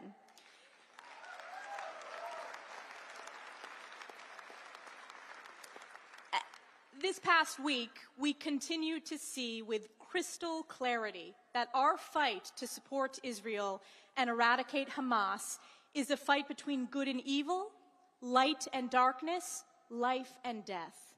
The hearts of the world shattered to learn the horrific fate of hostages Oded Lifshitz, Shiri Bibas, and her two precious sons, Kafir and Ariel. The world must never forget that Hamas terrorists savagely murdered over 1,200 innocent civilians, including women, children, the elderly, and babies, and took hundreds hostage, committing unspeakable atrocities against humanity on October 7th and thereafter. And as we learn more about Hamas's evil murder leading to this devastating loss of life of these innocent victims, we must be reminded that this must not be Israel's fight alone.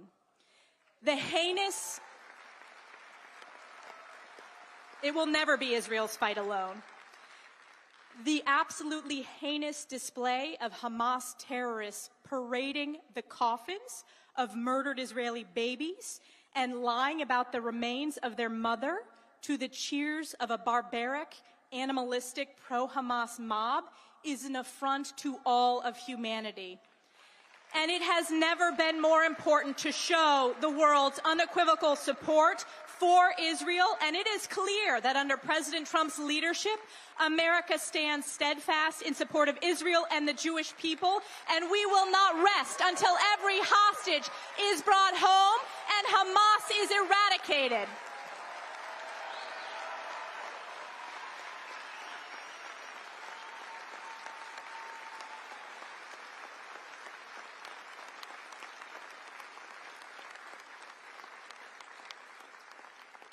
At the UN, I will also work with President Trump, Secretary Marco Rubio, Elon Musk, and the DOGE team to ensure every single dollar that we send to the United Nations is in line with the founding mission of actually promoting international peace and security.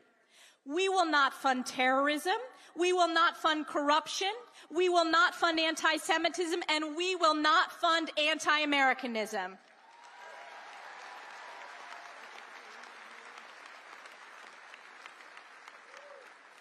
The United Nations will hear loudly and clearly that President Trump's America First, Peace Through Strength agenda and record of results is back, and it is here to stay. President Trump has been relentless in pushing for a government that serves the interest of we, the American people, which is why he sent DOGE to protect our hard-earned U.S. taxpayer dollars. And let's take a moment to talk about DOGE, the Department of Government Efficiency. This initiative is as common sense and America first as it gets. And yet Democrats and the left mainstream media have spiraled into an utter state of panic, calling President Trump and Elon Musk a threat to democracy, when the truth is, DOGE is a threat to the swamp's bureaucracy. DOGE is draining the swamp just like President Trump said he would. And how about this? I think we need a global DOGE. We must expose the reckless and anti-Semitic and anti-American spending at the United Nations, and we will. So get ready. We are just 1 month in, and we will continue to work together to support the greatest president in the history of our country, President Donald J. Trump, to make America great again. Thank you again to all the patriots here at CPAC and across the nation. God bless you, God bless President Donald J. Trump, and God bless the United States of America. Thank you.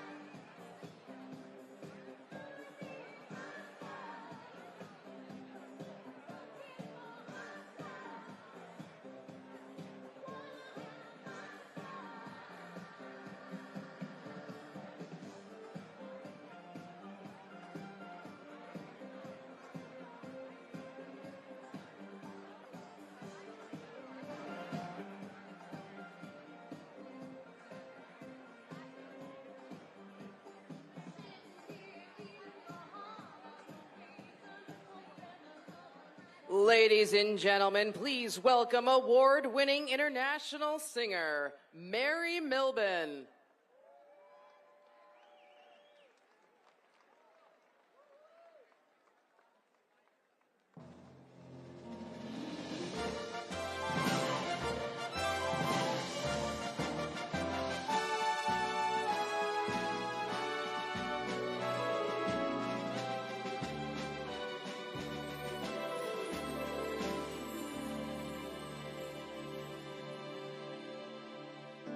Oh, beautiful for spacious skies, for amber waves of grain,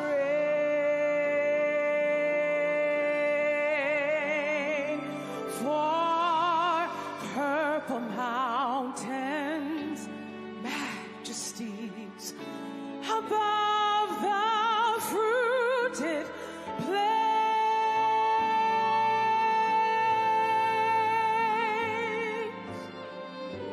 America,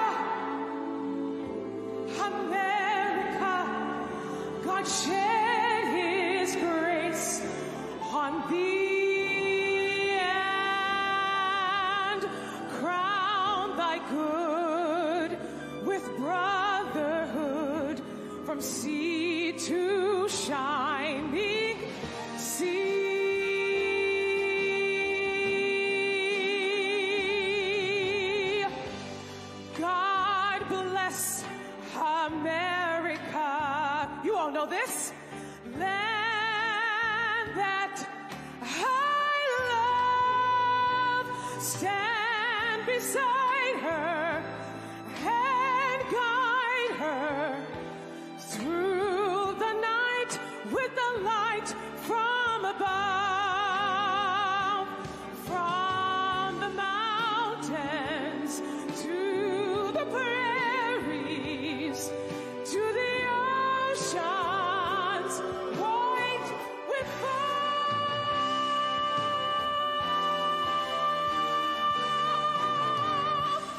God bless America. God bless America, my home, sweet home. America, America, God shed His grace on thee and crown thy good with brotherhood from sea to shining sea.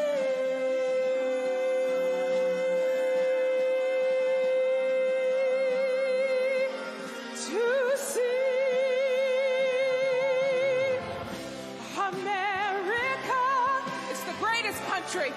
America, God shed His grace on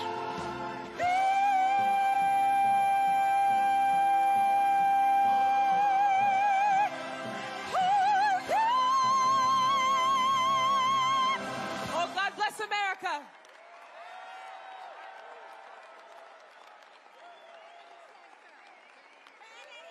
Ladies and gentlemen, please welcome CPAC Senior Fellow Mercedes Schlapp and CPAC Chairman Matt Schlapp. Mary. Thank you.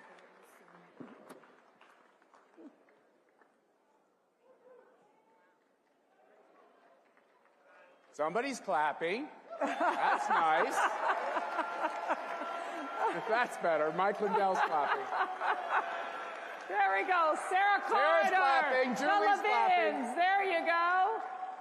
All right. This one's from the heart, men and women of CPAC, and freedom lovers from around the world who are tuning in to this, what the national news media is calling the conservative United Nations.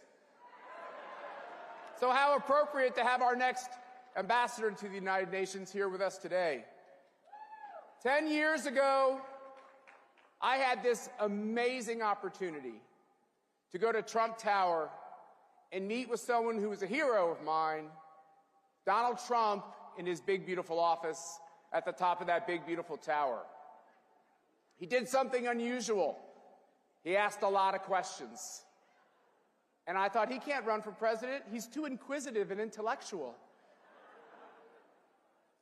And after that, I remember being on MSNBC and being asked why Donald Trump would run with all of the slurs that then was put before me on television. And I remember in my brain thinking, this is the moment. You're either going to start off by criticizing him, or you're going to defend him.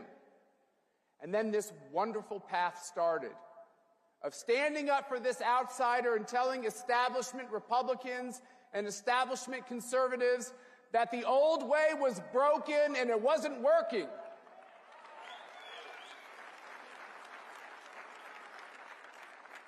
And the men and women of CPAC and the students of CPAC welcomed Donald Trump. We've welcomed him 15 times to this stage, more than any other person. We've stood on this stage and had the audacity to say that globalism would die. And lo and behold, I think it just did.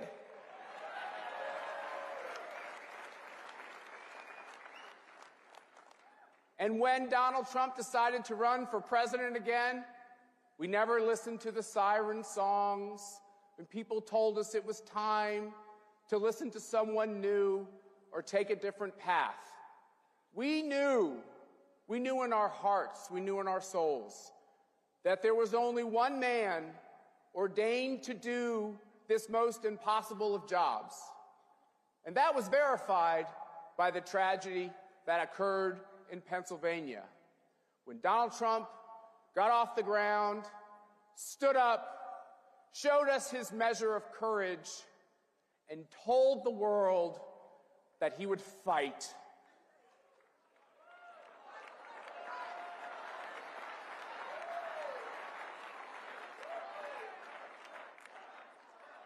For mercy and honor, for mercy and me, this is a great honor. We've been doing this for literally half our marriage. It's been the greatest professional and personal privilege of our lives to be a part of the resurgence of America and the defense of freedom. And this year, we're so proud to say that because of all of your hard work, America is back on track. And at CPAC 2025, it is our honor to present to you your president and freedom's leader, President Donald J. Trump. And I'm proud to be an American, where at least I know I'm free. And I won't forget the men who died, who gave that right to me. And I gladly stand up next to you and defend her still today. 'Cause there ain't no doubt I love this land.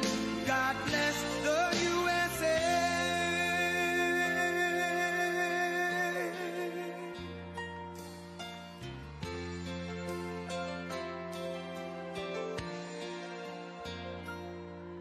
From the lakes of Minnesota to the hills of Tennessee, across the plains of Texas, from sea to shining sea, from Detroit down to Houston and New York to LA, where there's pride in every American heart, and it's time we stand and say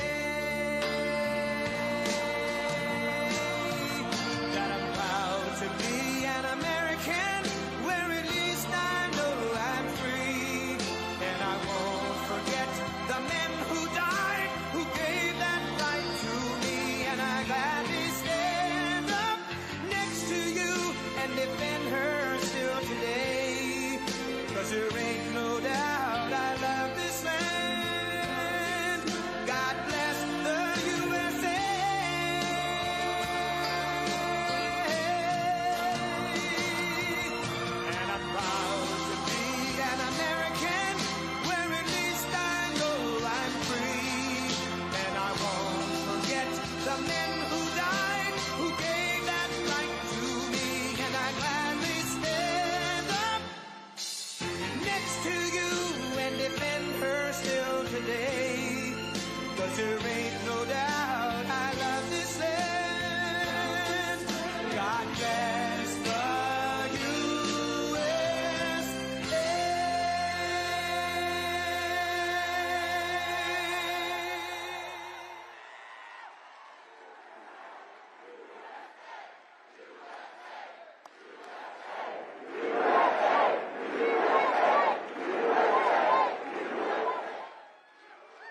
Thank you very much. Thank you. Thank you. And a very special hello to CPAC. It's been a long time. We've loved being back, and it's hotter than ever. This place is packed. You got to see outside.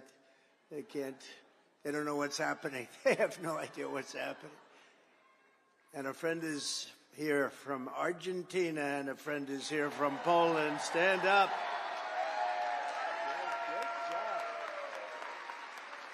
Great job. Thank you. Thank you very much. Welcome back to the nation's capital, where our movement is thriving, fighting, winning, and dominating Washington like never before. Nobody's ever seen anything like this before.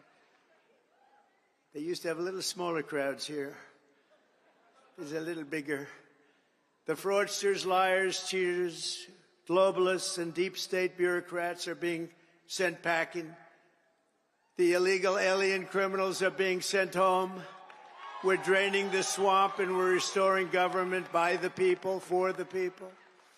For years, Washington was controlled by a sinister group of radical left Marxists, warmongers, and corrupt special interests who drained our wealth, attacked our liberties, obliterated our borders, and sucked our country dry. Not any longer. But on November 5th, we stood up to all the corrupt forces that were destroying America. We took away their power.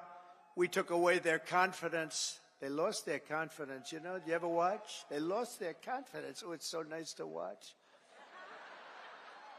And we took back our country. And we must be doing something right, because we've got the highest poll numbers that I've ever had and that any Republican president has ever had.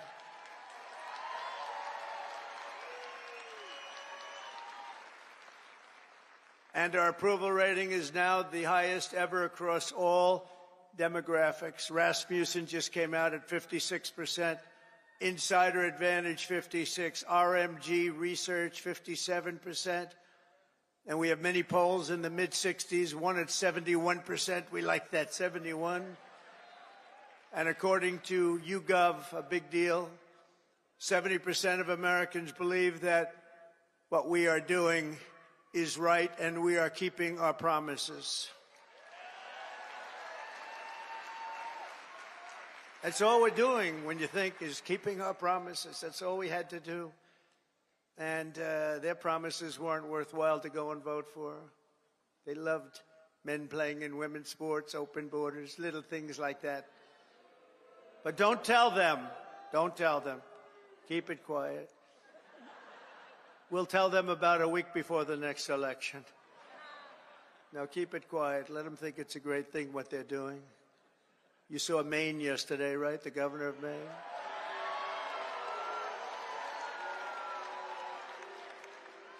She's fighting to keep men in women's sports. You ever see what happens to a woman when a woman boxes a man who transitioned to womanhood? Did you ever see what happens? It's not pretty. It's not pretty. Let her do that fight. Let them all do that fight. Because I think that's about a 90-10 issue, and I can't figure out who the 10% are.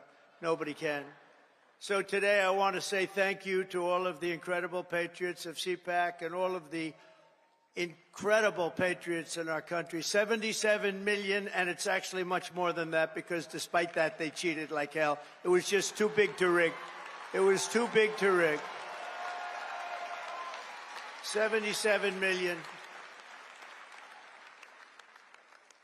Remember, you used to go, I said, look, we're leading in the polls by a lot. Don't believe the polls. Just go and vote. You got to vote. We're going to make it too big to rig. And they tried. But it was too big to rig. One of the great statements. We love it. Because everybody went and voted. We fought through hell together. But in the end, we achieved the great liberation of America. We're liberating our country right now. We're doing all these things that you're reading about. We're liberating our country. I first spoke to this gathering 14 years ago. And I won your straw poll. I didn't know anything about a straw poll. They took this big straw poll, and I won by like 27 points. And I figured, you know, that's good. Maybe I should keep doing it. And I did. and I became president. Isn't that great? Who would think? Who would think? But he became president too. He's a MAGA guy too. Make Argentina great again, right? Make Argentina great again. I kept hearing about this man. I kept hearing about this man in beautiful Argentina, and it is beautiful, but boy, did it have inflation. Inflation made it less beautiful. I hear you're doing fantastically. We're very proud of you, actually. And make Argentina great again. Thank you very much. Great honor to have you. But now it's my honor to address you for the first time as your 47th President of the United States. Great honor.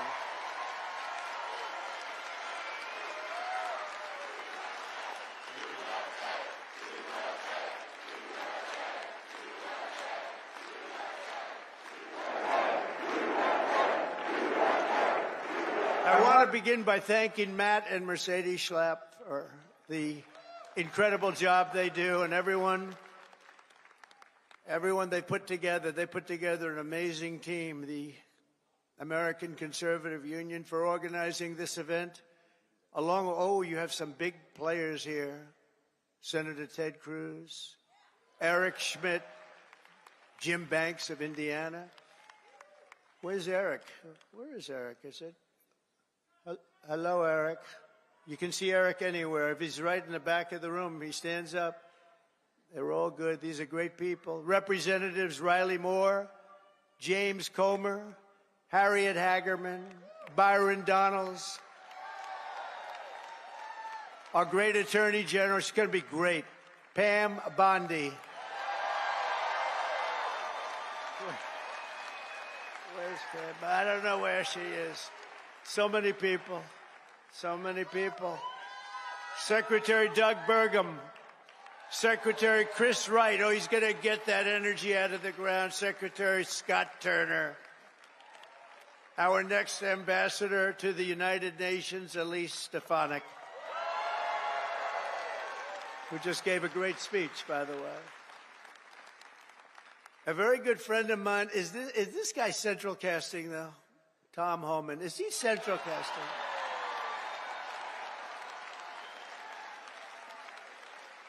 Where is it? Hello, Tom. Are you? I love that. How could I love a guy like that? But I do. He's doing a great job. Thank you, Tom, very much. Thank you. I appreciate it. Arkansas Governor Sarah Sanders. Thank you, Sarah. Thank you. And Pennsylvania Attorney General Dave Sunday. I love that name. We're also honored to be joined by President Duda of Poland, who's a fantastic man and a great friend of mine. And we got 84% of the Polish people that voted for us, so you must be doing something right, huh? Hanging out with Trump. And again, President Milei of Argentina. Thank you very much. Thank you very much. What a great guy. And the Prime Minister of Slovakia, Robert Fico. Robert. Thank you, Robert. Thank you. Nice to see you. The leader of the UK Reform Party, who, by the way, did really well in that last election. I've been his friend for a long time, and I wasn't sure, am I supposed to be his friend or not? But it never mattered to me if he did well or not. I always liked him, but it's easier to like him when he got the kind of votes he got. He really took it by storm, and they say he's going to do even better this time. Nigel Farage. Where is Nigel?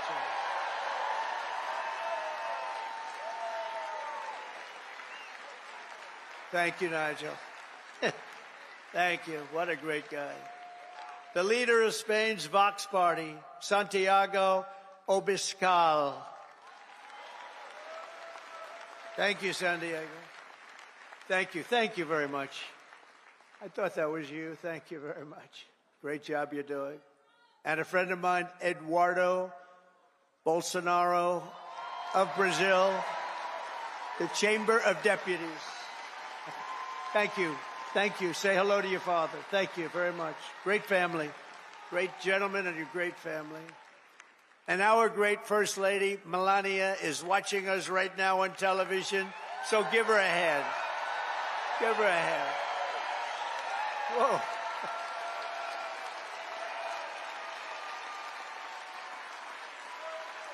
Thank you. Thank you. Oh, she's going to be happy. That's so nice.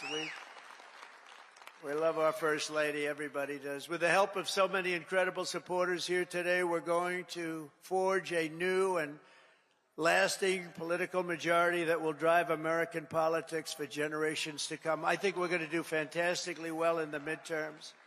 You know, in theory, the one that wins the presidency does not do well in the midterms, but I think this is going to be a change. We're at a level, I don't think we've been at this level maybe ever as the Republican Party. We're a bigger, better, stronger party than ever before.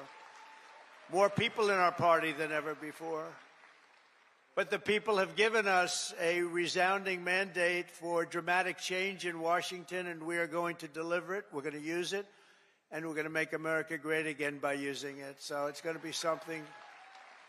But think of it, at the presidential level, we won the popular vote by millions and millions of votes. We swept all 7 swing states, Michigan, Wisconsin, Pennsylvania, North Carolina, Georgia, Arizona, Nevada, all by great margins. We won 85% of all of the counties in America. That means that map was red. Did you ever see the map? Did you see the certified map? Where is it? I want to see a certified map. It's all red. You can hardly find the blue. Think of this. They won 525 counties, and we won 2,600 counties. It's the biggest margin ever recorded. And incredibly, for the first time ever, all 50 states shifted toward the Republican Party. It's never happened before. So it was indeed too big to rig. We won the largest number of African-American votes in Republican history, by far. We won the largest number of Hispanic-American votes, any Republican ever. Hispanic Americans, we love you. The energy, the brilliance of Hispanic Americans. We won all of the cities and towns along the Texas border, whereas before I ran, we won none. We never used to win any. I got a call from our great governor of Texas who said, President, you just won every single town along the Texas border to Mexico. I said, oh, is that good? He said, it hasn't happened since Reconstruction. I said, define Reconstruction for me. He said, that means essentially the Civil War. That's a long time. But that was when I first heard about it, actually. Our party has become the proud voice of hardworking citizens of every race, religion, color, and creed. And I think one of the main reasons, not that we're conservative or not that we're anything else, we are the party of common sense. It's about common sense, right? It's all about common sense. Over the past month, we've confirmed an all-star team of warriors, patriots, visionaries, and put the America First agenda into action. I see Doug Burgum sitting right over there. I tell you, he was so good. I looked at him. I said, I got to have him here. I got to have him. He was a great governor. He's involved with a little thing called energy. He's got the Department of Interior, and Chris Wright has the Department of Energy. So Chris has no energy, and Doug has all of the energy. Chris has more interior, but he doesn't have. So I merged them.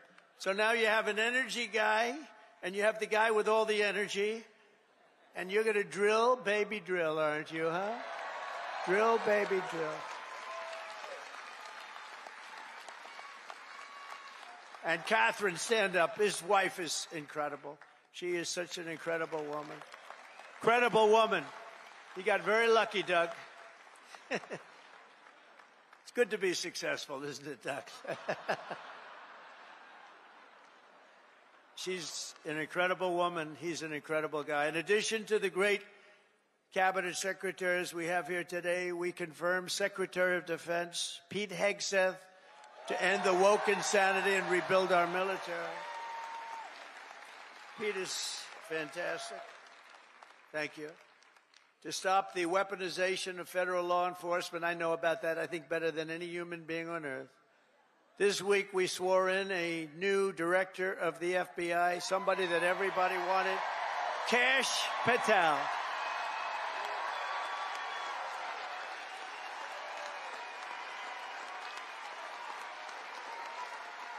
Kash is great. He's a popular guy.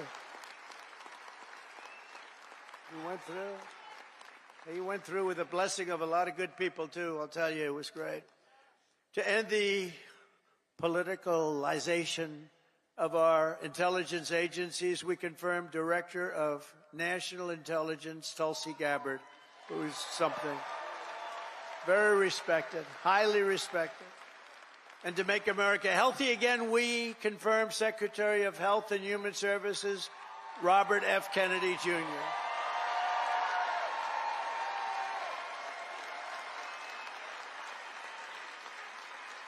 Great guy. We need him. We need him. You know, there's a number on autism as an example with children, autism. And you go back 15 years, it was from 10 to 20,000. You had like 1 in 10 to 20,000. Some say 10, some say 20, but it was in that vicinity. That's a big vicinity. Now it's 1 in 36 babies have autism. 1 in 36. Think it was 1 in probably 20,000 people. Now it's 1 in 36. There's something wrong. Something's wrong, and Bobby is going to find it. Working with Dr. Oz, by the way. Working with Dr. Oz.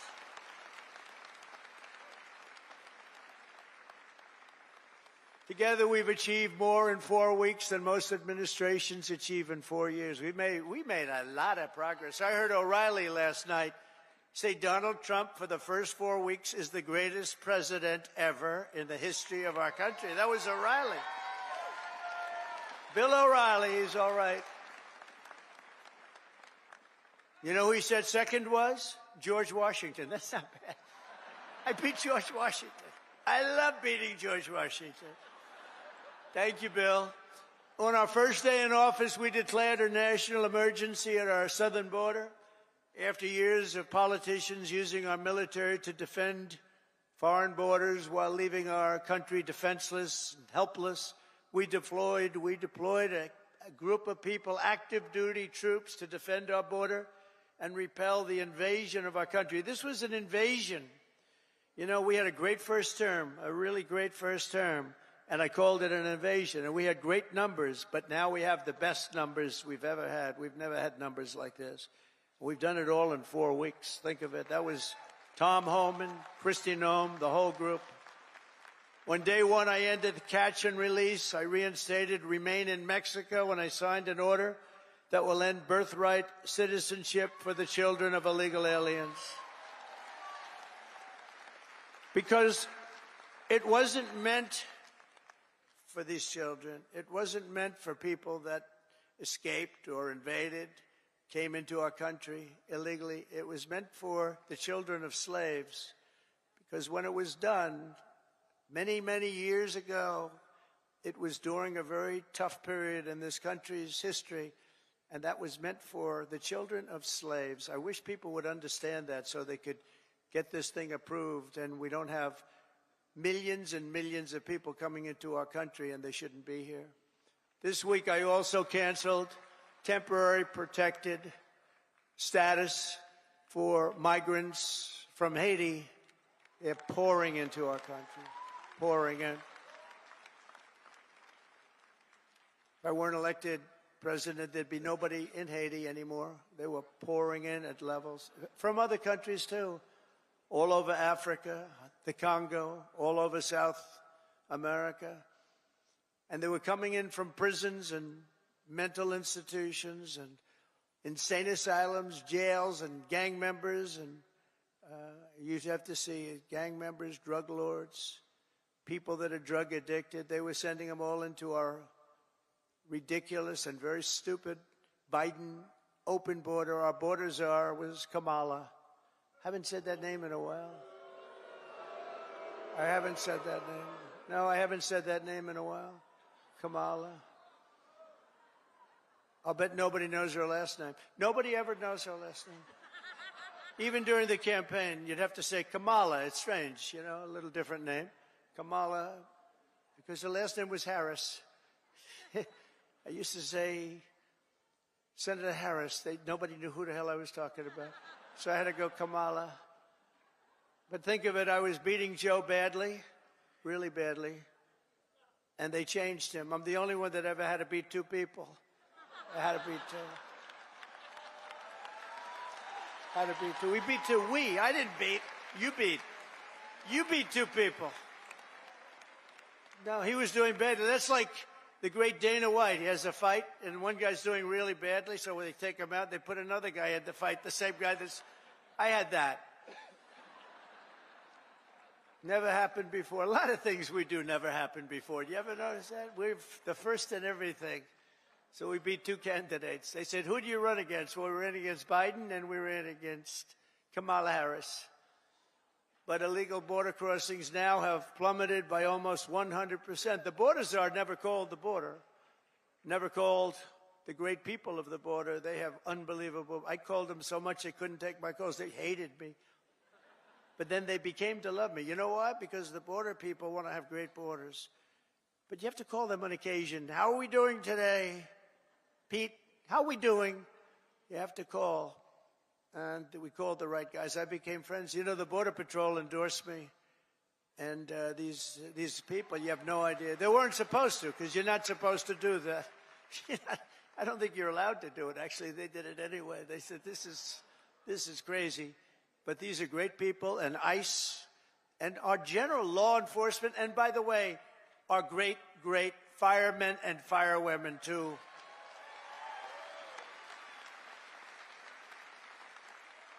They were great. They all endorsed us. With the police, we got high 90s in terms of, and many of them were unionized, you know. We have a young lady who's right now going for the Department of Labor, and she tends to be a little bit on the slightly left of center. And everybody said, why did I do that? I said, you know why I did that? Because unions like her, and labor likes her, and a lot of people like her, and she's very solid, very strong, and she's going to do the right thing. But they all voted for us. They didn't vote for me, they voted for us. We got the Teamsters, we got the firefighters, we got the police, we got the auto workers, were so great. We had tremendous support, so I think it's nice to give them a person in the center, because that's what she's going to be very good, I think. But a lot of people said, why'd you do that? I said, because I want to do something nice for these people that voted for me. Oh, gee, what a great political move that was. Now they're all saying, what a great political move. No, it's all common sense. Remember that. Remember that. Sean O'Brien was fantastic. The whole group, they were great. Over the past few weeks, we've begun the largest deportation operation in American history, larger even than that of President Dwight D. Eisenhower, a very moderate man, but he was very strong on that. He didn't like people running into our country and taking over our country. I'll tell you, I had 4 years. I don't know if you had this. I couldn't stand it. Don't get angry. Donald, don't get angry, please. I couldn't stand it. Watching these people come in from jails and mental institutions and the worst criminals in the street, gang members being dropped off in buses and bussed into our country. I couldn't stand it. So I said, I'm going to run for president again. And now we don't have that problem. Now we don't have that problem anymore.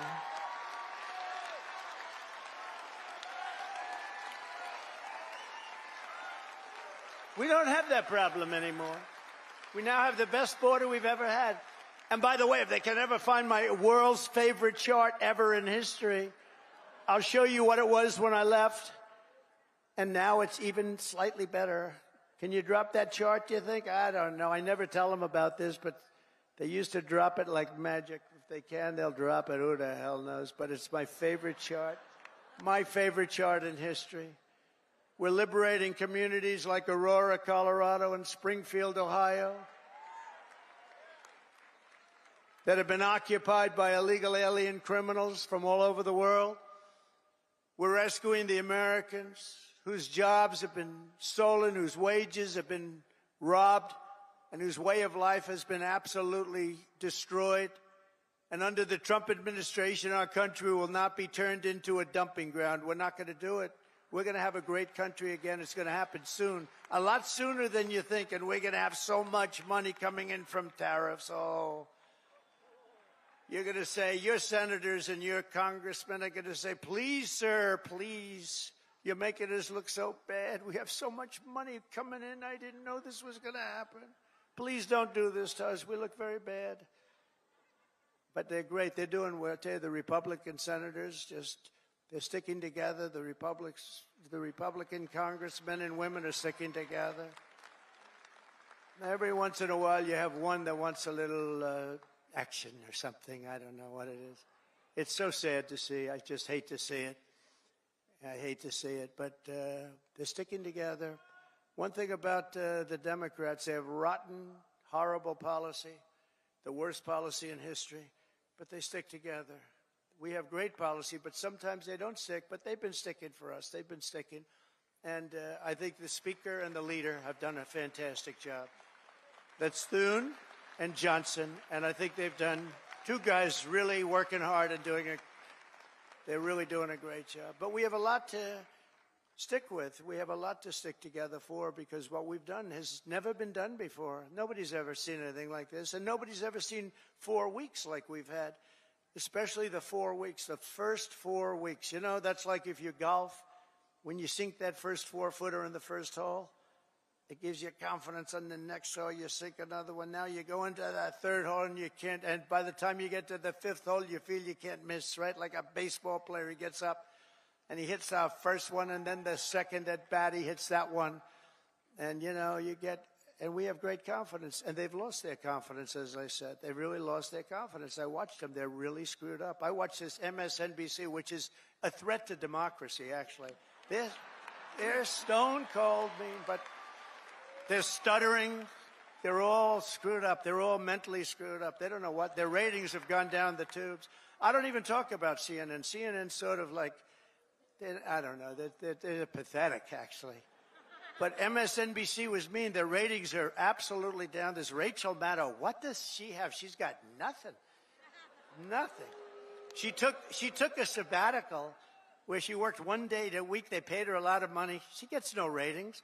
I should go against her in the ratings, because I'll tell you, she gets no ratings. All she does is to talk about Trump, Trump, Trump, Trump, Trump. All different subjects, Trump this, Trump that. But these people are really, I mean, they lie. They shouldn't be allowed to lie every night. They are really a vehicle of the Democrat Party. They should be paying. Is that Gordon? Yes, is that Gordon? The great Gordon Chang? Is that Gordon? Stand up, Gordon. Wow. We have everybody here today. Thank you very much. How am I doing on China? Am I doing good? Am I doing good on China? Tell you one thing, nobody's ever done like I've done on China. Nobody ever let people know what was happening with respect to China. And I happen to like President Xi, and I have tremendous respect for the people of China, love the people of China. But we've been treated very unfairly by China and many other countries. And we're not being unfairly treated anymore. We had that down to a science in the first term, and then they lost it.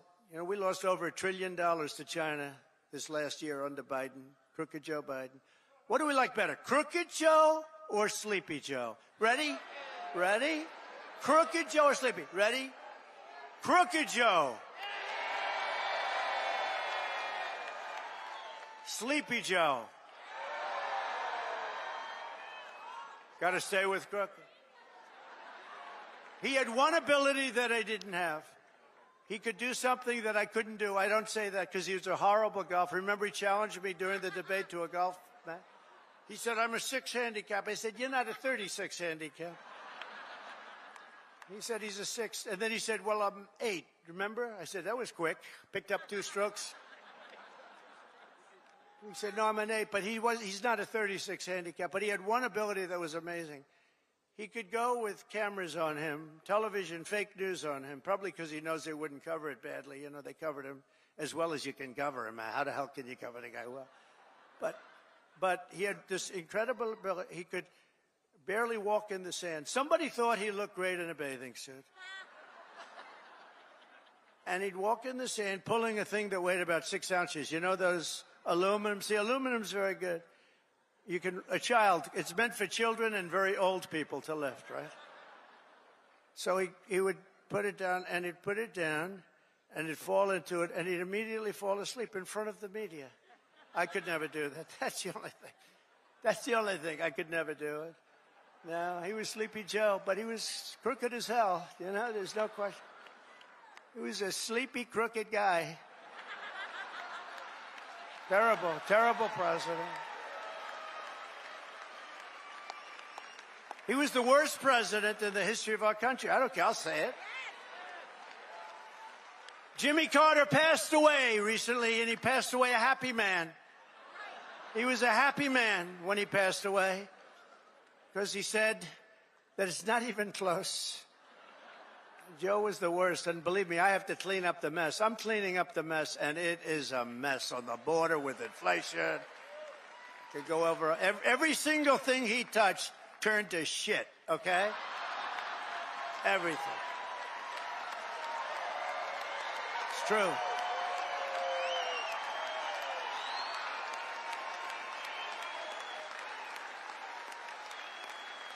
It's true. That's true. Now Franklin Graham's angry at me. You know that. Franklin wrote me a letter. He said, I love your speeches. I love them so much. But they'd be better if you would never use foul language. And I told him, I said, Franklin, you know, Franklin Graham's a great guy, by the way, does a great job. The son of the great Billy Graham, right? But I said to Franklin, you know, sometimes you need it for emphasis. And he said, no, they'd be even better if you wouldn't use any bad language. That's not really a terrible word, you know. But that's a much more appropriate word, a better. What word would I use to describe? What word could I use? And we have to be truthful too. So, you know, all countries are now taking their illegal aliens back, even those that stated strongly, we will never take them back. Don't ever send them to us. But they said that during the Biden administration. They never said it during my administration. Venezuela's taking them back. Colombia's taking them back. Remember, Colombia said, we will not take them back, he said. And within about 13 minutes, I think, we would love to take them back. In fact, we will send our planes to pick them up. Remember? And they said, what happened? What happened? And you see these Venezuelan planes loaded up with some real nice people. You wouldn't have wanted to be the pilot on any of those planes. But they know we're not playing games, and just this week I officially designated bloodthirsty cartels and murderous gangs as foreign terrorist organizations, something which Biden didn't want to do and nobody wanted to do. It's true. The full might and power of the federal government will now be dedicated to eradicating MS-13, Tren de Aragua. That's the Venezuelan prison gangs. These are very nice fellows. The only thing good about them is they make our criminals look like nice people. It's true. Remember when they used to say, people that come in from foreign countries are nice people. These are wonderful people. These are good people. They're not murderers. They're not terrible. These people make us look like babies, okay? You know the Hells Angels? They're among the nicest people on earth when you compare them to these thugs. And the Hells Angels actually love our country, if you can believe that. They actually do. but their members and their leaders in the United States will be hunted down. I'm talking about MS-13. They're hunting them down. We removed tens of thousands, MS-13, Trendiragua, rooted out, arrested, and expelled from our soil like the savage monsters that they are. We don't have anybody coming up from Argentina. Nobody's coming up from Argentina to facilitate the mass removal of criminal aliens. I also issued an executive order to make available the full capacity and detention. We're going to use Guantanamo Bay. We have a detention facility that's actually massive. Nobody even knew it existed. Holds thousands of prisoners. We never used it. For 4 long years, you had a president who put illegal aliens up in penthouse suites in beautiful hotels on Park Avenue, on Madison Avenue, or on Fifth Avenue in Manhattan. Now you have a president who is stamping their ticket to Gitmo on a one-way trip back to the places from which they came. Wonderful places. Big difference. My administration is also moving swiftly to save the U.S. economy from the train wreck of inflation and worse that Joe Biden created. I withdrew from the one-sided Paris Climate Accord. It was a disaster. I terminated the Green New Scam. One of the greatest hoaxes ever played on this country is the Green New Scam. We spent trillions of dollars on this nonsense, and just a total hoax. It really set back our country, I want to tell you, monetarily and every other way. And I canceled Joe Biden's insane electric vehicle mandate, where everybody has to have an electric car. And if you want an electric car, get an electric car. If you want a gasoline-powered car, if you want to have a hybrid, you get it. The only thing you can't do is a hydrogen-powered car. You know why? They said it really works great, but when it doesn't work, you never find the body. That's a bad sign. You know, when it doesn't work, they found the body on a tree about 250 yards up the road. It's seriously bad. So we'll leave hydrogen out of it for a little while, I think, or maybe permanently. I'd say permanently. To crush inflation by slashing spending, I imposed an immediate federal hiring freeze, a federal regulation freeze, and a foreign aid freeze. We're given to countries that hate us.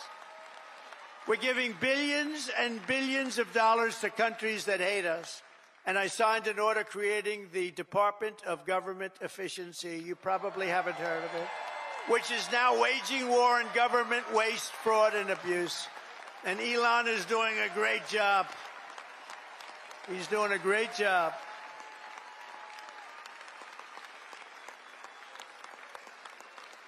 We love Elon, don't we? It's that guy, he's a character.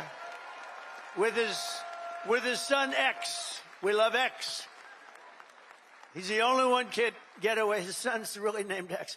He's the only one can get away with naming his son X. If we ever did it, they'd say, you're crazy. But he's great. He's doing a great job, and he doesn't need this either. He doesn't need it, but he wants to see, he's a patriot. People said, well, what official position does he have? I said, patriot. Oh, they didn't know. They said, that was good. He's a patriot. Here are some of the flagrant scams that, as an example, they've spent money on and we've been able to recapture for a large dose of it at least. $520 million for a consultant to, think of it, $520 million. $520 million. When I hire consultants and they just take advantage of me, it's a horrible thing to watch. And I give them $25,000. I feel I'm overpaying. These guys got $520 million. Environmental, social, governance, and investments in Africa. $25 million to promote biodiversity, conservation, and socially responsible behavior in Colombia. This is Colombia, South America, not Columbia University. Of course, that might be worse, actually, based on their actions. $40 million to improve the social and economic inclusion of sedentary migrants. Nobody knows where. Who are they? Where do they come from? Just sedentary migrants. Nobody even knows what a sedentary migrant is.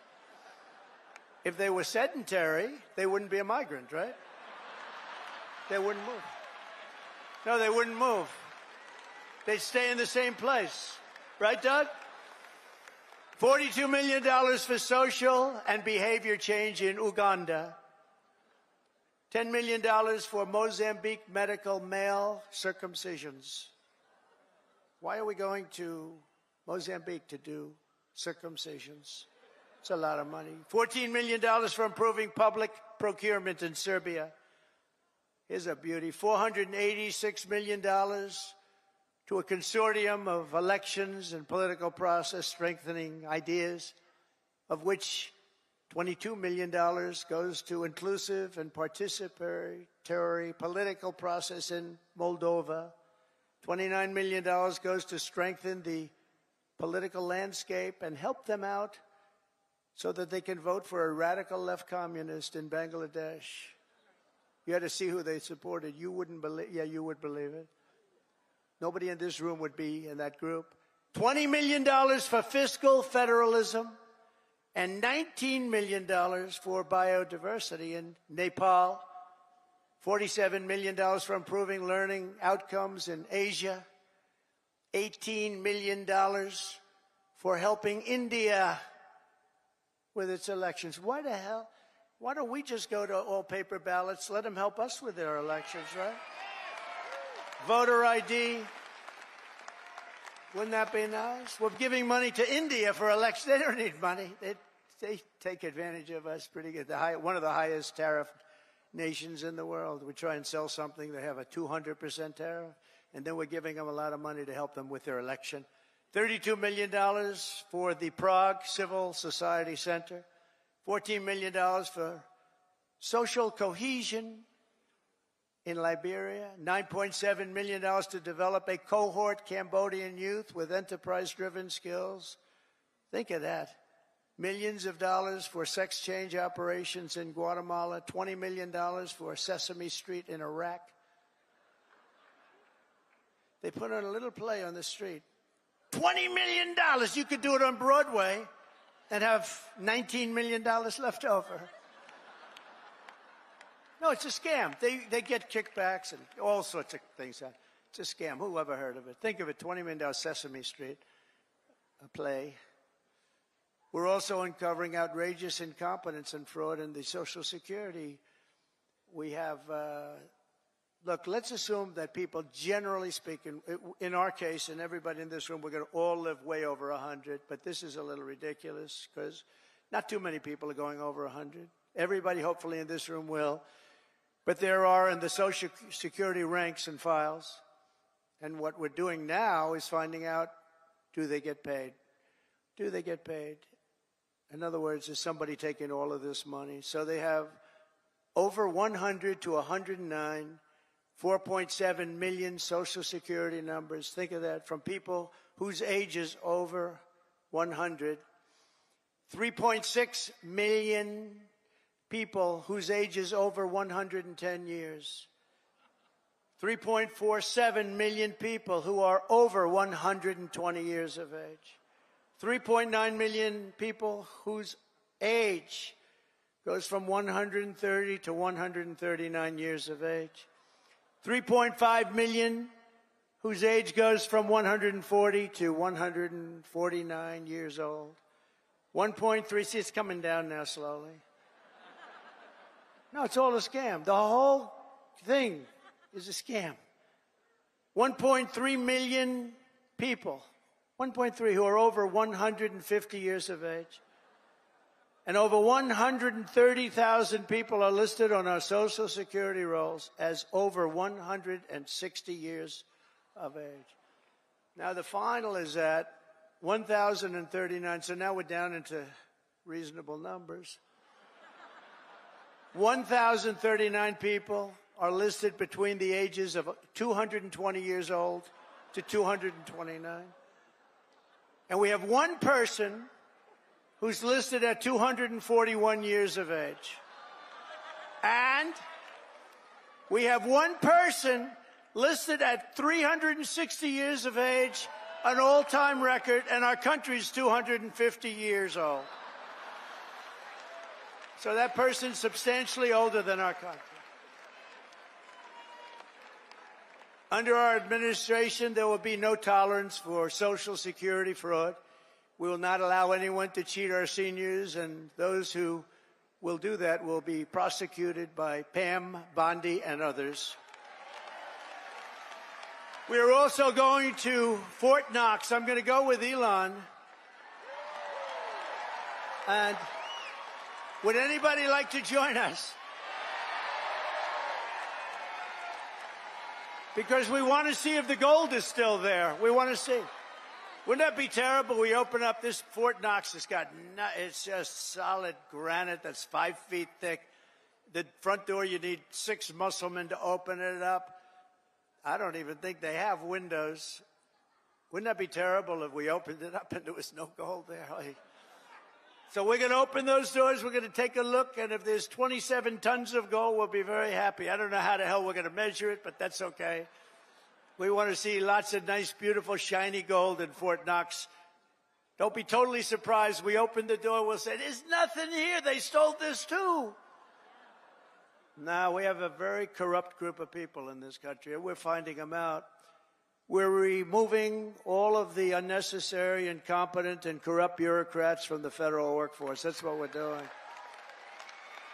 And under the buyouts, we offered federal employees more than 75,000 federal bureaucrats, think of that, have voluntarily agreed to surrender their taxpayer-funded jobs. We want to make government smaller, more efficient. We want to keep the best people, and we're not going to keep the worst people.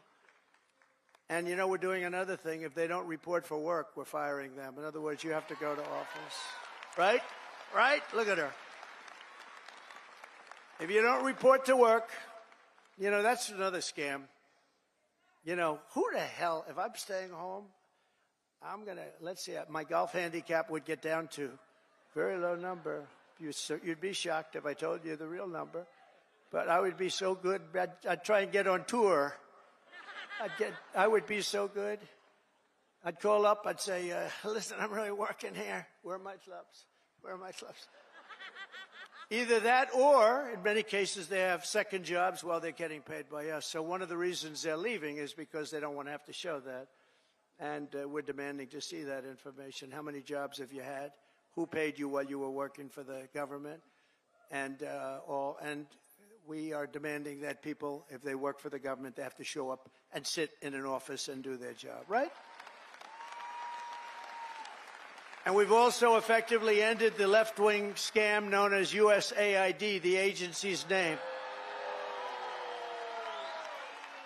Has been removed from its former building, and that space will now house agents from Customs and Border Patrol. Beautiful. And at the ultra-left CFPB, which was terrible. So many people have been hurt by that. I used to get calls from lending officers, from owners of small banks, and they were almost crying. What they did to those people, they destroyed them, put them out of business. It was established by Elizabeth Pocahontas Warren. Does anyone know that? Remember the Pocahontas scam? I'm an Indian, therefore I'm entitled to be a senator.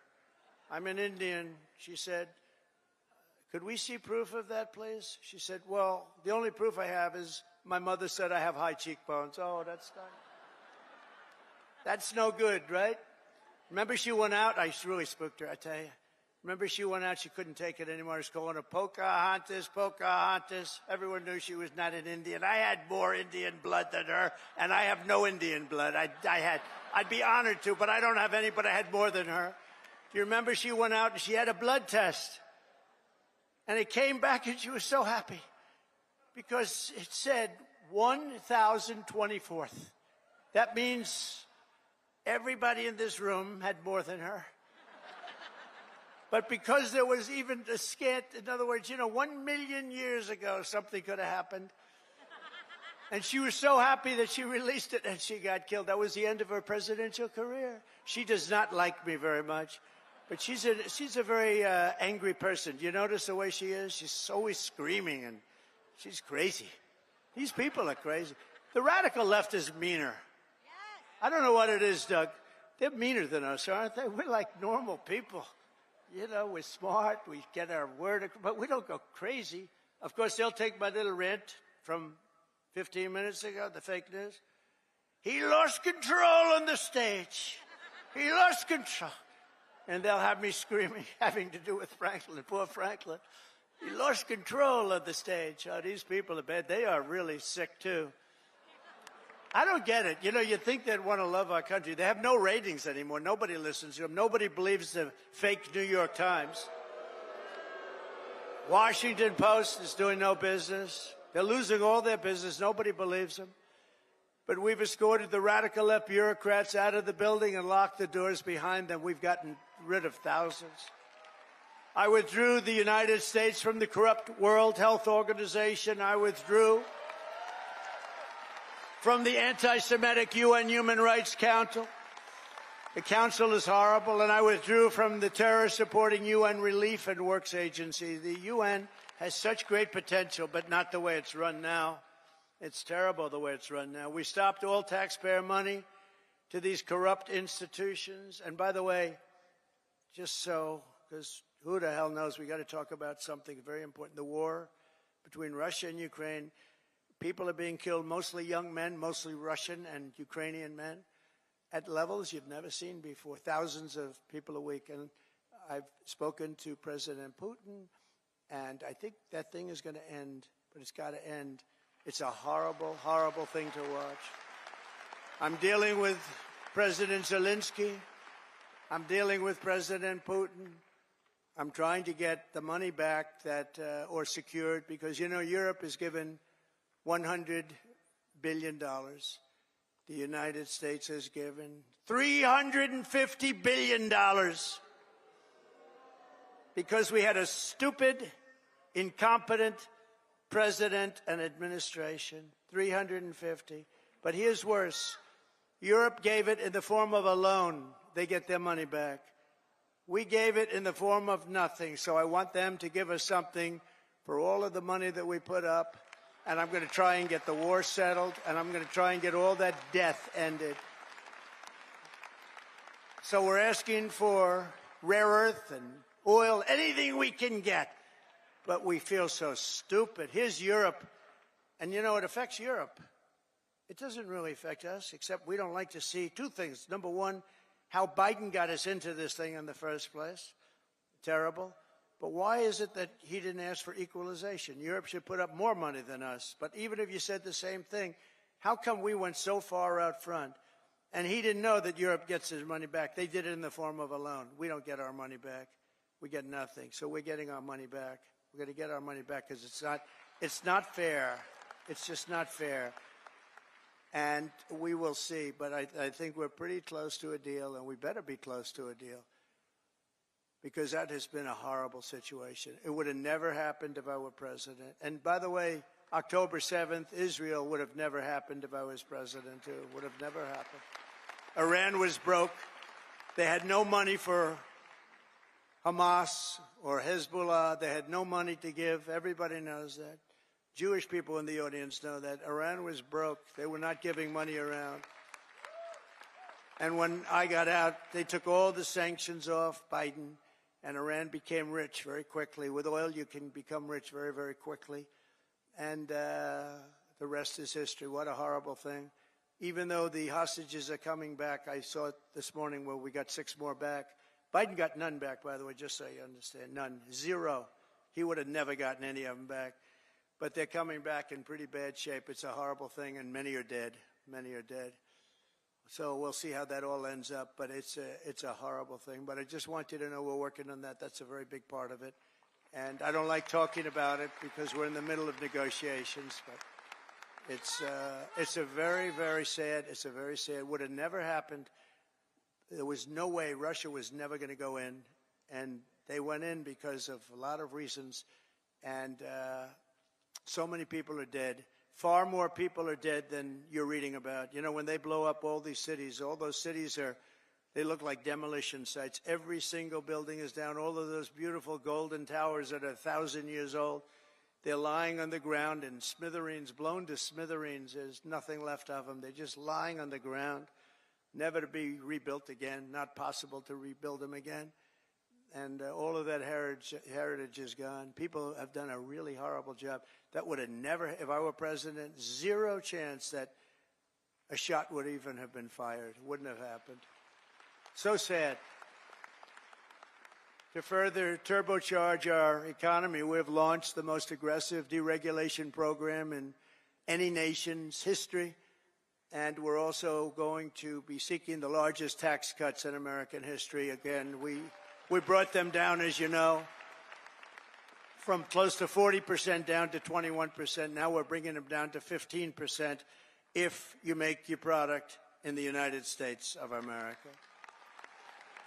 We're defending the American worker like never before, and that's why the auto workers and the union workers and the Teamsters and so many others, they supported us, the firemen, the policemen, so many others, whether they were union or non-union, they all supported us. They supported, it's called workers, and they supported us at levels that nobody's ever seen before. Weeks ago, I imposed a 10% tariff on all goods coming from China because of the fact that they're sending fentanyl into our country. Through Mexico, by the way. I'm not happy with Mexico, or I'm not happy with Canada either. I imposed 25% tariffs on all foreign steel and aluminum, and I will soon impose reciprocal tariffs on any country that charges us. And by the way, the reciprocal means they charge us, we charge them, same thing. So nobody can be upset, right?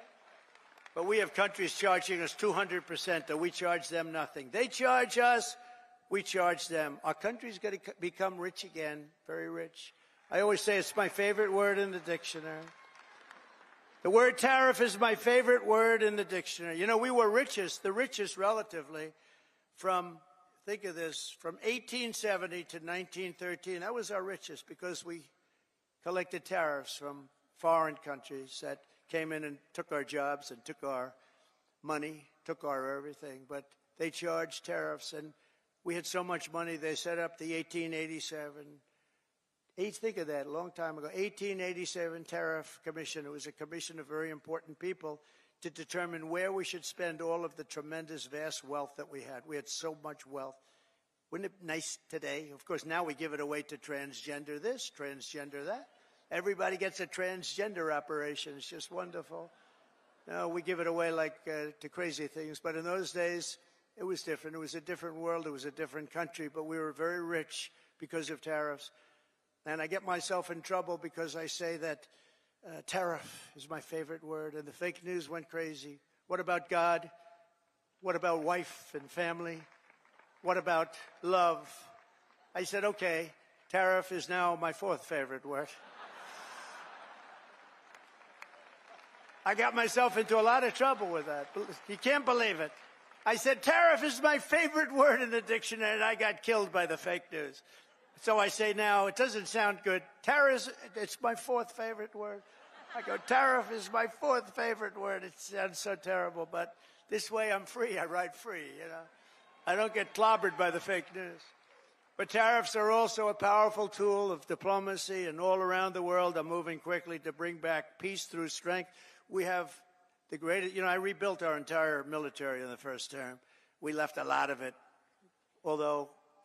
but very small relatively, in Afghanistan. The Taliban has it. They have their parade every year where they take our military vehicles and run them up some little street, and like it's their form of a military parade, and it makes me angry when I see that. Angry. When I see that, I get angry. We give them, I don't think anyone knows this, we give Afghanistan about $2 or $2.5 billion a year. Do you know that? For aid. We need aid ourselves. And I'm going to go back, and I told them yesterday, I want to look at it, but if we're going to give them money, it's okay. But I want them to give us back our military equipment that they have. They're selling it. Doug, would you take that, please? All right? Write something up. No, I want them to give back. If we're going to give them that kind of money, let them give back the military equipment, which they have. They have tanks and trucks and guns and goggles. They have goggles. They have night goggles, better than we have. Brand new right out of the box. It's unbelievable. So I want to do that, and I want the, if we're going to pay him, I want to get that equipment back, okay? Doug can do it. He's one of the guys. He's a business guy. To him, he's sitting there saying, how the hell did this ever happen, right? Can you believe it? We give them billions of dollars, and we gave them our military equipment. Just tremendous numbers of billions of dollars worth of military, billions and billions. We have a ceasefire in Gaza, and we're joined today by several survivors of the captivity under Hamas, including Noah Argamani and Ilana Gretovsky. Wow, look at that, how beautiful. What a beautiful group of people. Wow, thank you very much.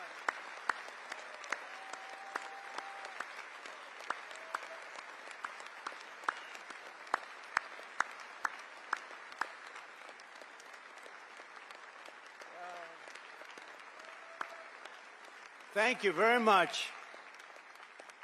And you're sitting next to a great guy, Sebastian Gorka, who's also now in the administration. From day one, right, Sebastian? He's been a loyalist from day one. We love Sebastian. Thank you very much, Sebastian. Thank you, everybody. That's very nice. Beautiful.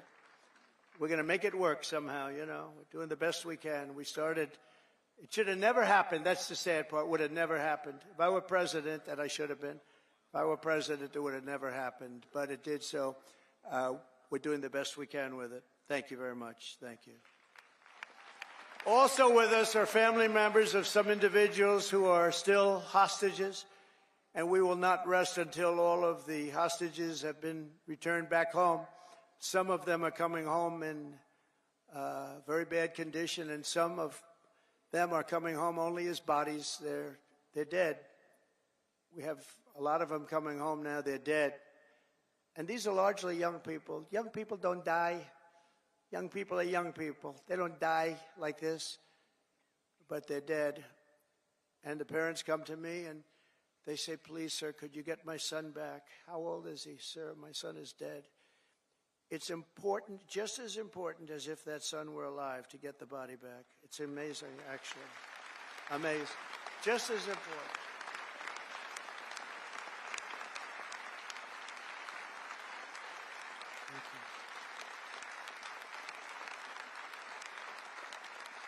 Thank you. Thank you.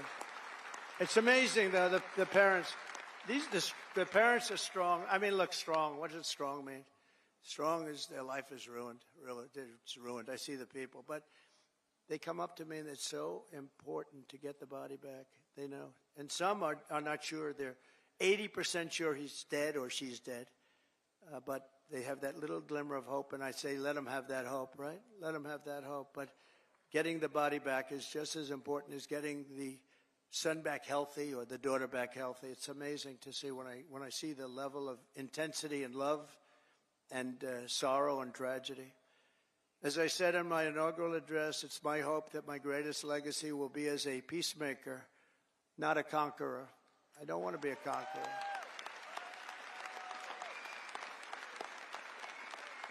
Under the Trump administration, every day brings more good news for America. I've ended all of the so-called diversity, equity, and inclusion programs across the entire federal government and the private sector,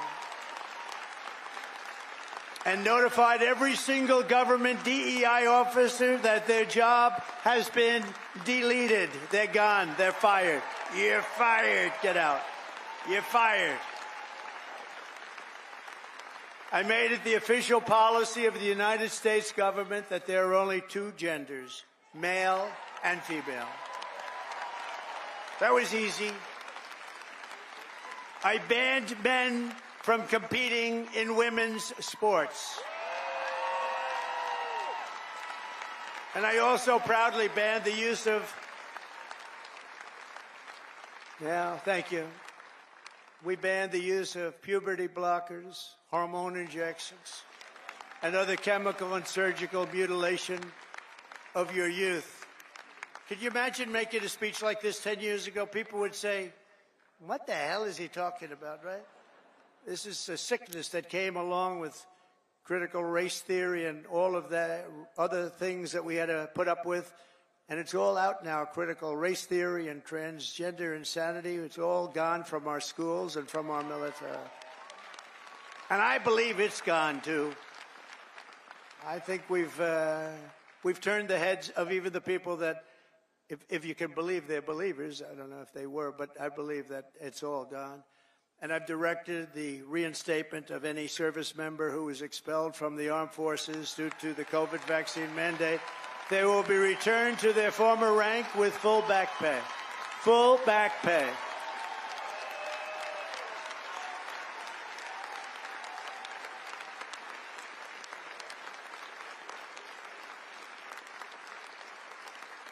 I banned government censorship from your voices and brought back free speech in America. We have free speech. We didn't have free speech. We do have it now, actually. Now, this was a very vicious regime, you know. I was put under investigation more so than the late, great Alphonse Capone, one of the great killers of the world. Trump, my father would look down my mother. How the hell did this happen to my boy? This was... No, I was under investigation at a far greater level than Al Capone or anybody else, probably in the history of our country. These people are sick. They're sick. They're bad people. I ended Joe Biden's weaponization as soon as I got in. I said, I'm going to hit him with the same stuff. But I ended his whole weaponization of our government and removed his hand-picked radical left Marxist prosecutors from the Department of Justice. I was so happy to do that. They weaponized government. They weaponized government. I pardoned hundreds and hundreds of Biden's political prisoners, including Christians, pro-life activists, and the J6 hostages who were treated terribly for years.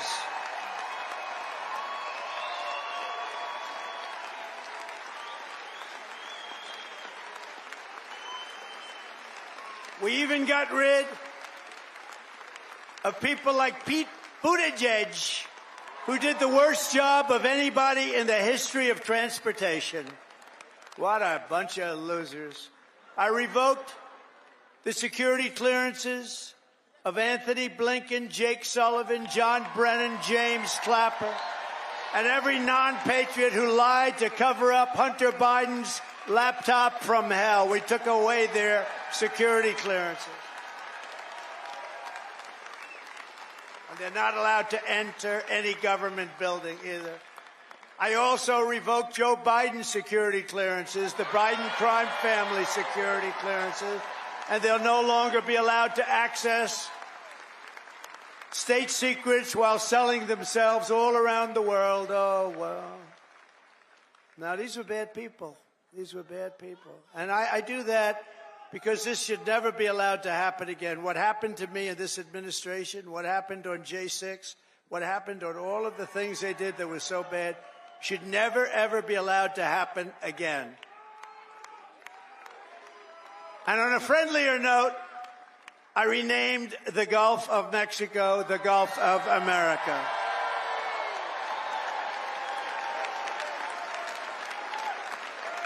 And we are restoring the name of a great president, William McKinley, to Mount McKinley in Alaska. And as you know, many years ago, Jimmy Carter gave away the Panama Canal.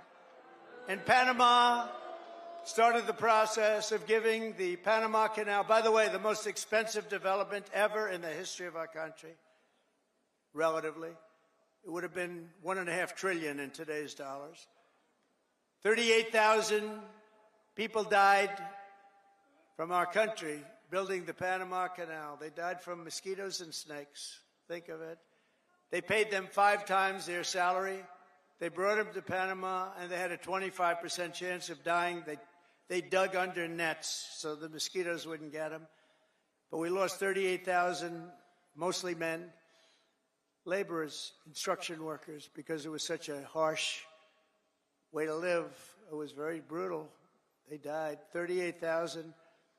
Again, it was the most expensive thing we ever built, and they gave it away for $1 to Panama. And last year it made $5 billion. Also, that's one of the most successful projects ever built in terms of money, monetarily. And it's the 8th wonder of the world. It connects 2 oceans, with one being 16 feet higher than the other.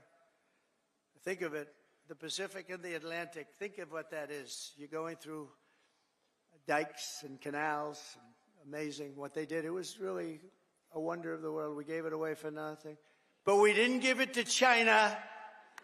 We didn't give it to China. We gave it to Panama. We're going to take back the Panama Canal.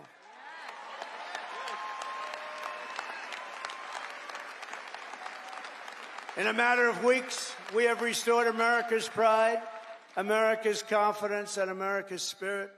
According to a brand new poll from Rasmussen, the number of Americans who believe we are on the right track now exceeds the number who think we're on the wrong track. This is the first time in 23 years. That's hard to believe. And we had one poll where we're at 81% right track, wrong track. I guess it depends on who, but that one poll, because Rasmussen's been a good poll, first time in over 20 years that we've had a positive number on that. That's great. That's great. November 5th, 2024 will go down as one of the most important days in the history of our country. I'm pointing to Mike Lindell. That man suffered. That man suffered. The FBI thugs went up to him and they took away everything he had. He suffered. And Mrs. Lindell,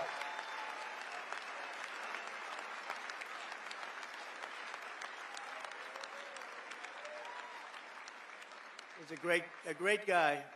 They went after him. It was just terrible. This was a vicious weaponization of your government.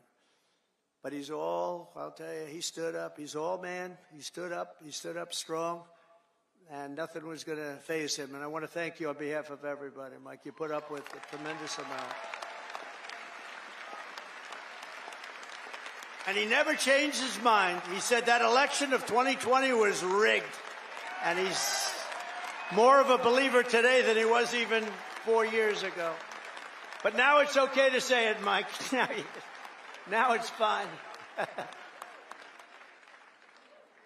Now, that's why, you know, when it comes to a day where you can't challenge crooked elections, we've got a real problem in this country. And as of January 20th, 2025, the dark days of high taxes, crushing regulations, rampant inflation, flagrant corruption, government weaponization, and total incompetence, those days are over. They're over. But we cannot stop now. We're going to push forward every single day. In the immortal words of that great American hero, Captain John Paul Jones, I have not yet begun to fight.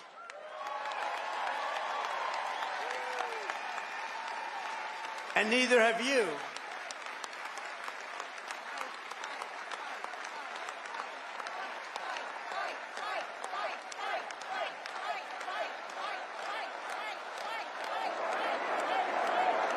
So together for the next 4 years, we are going to stand strong. We are going to work hard. We are going to fight, fight, fight, and win, win, win.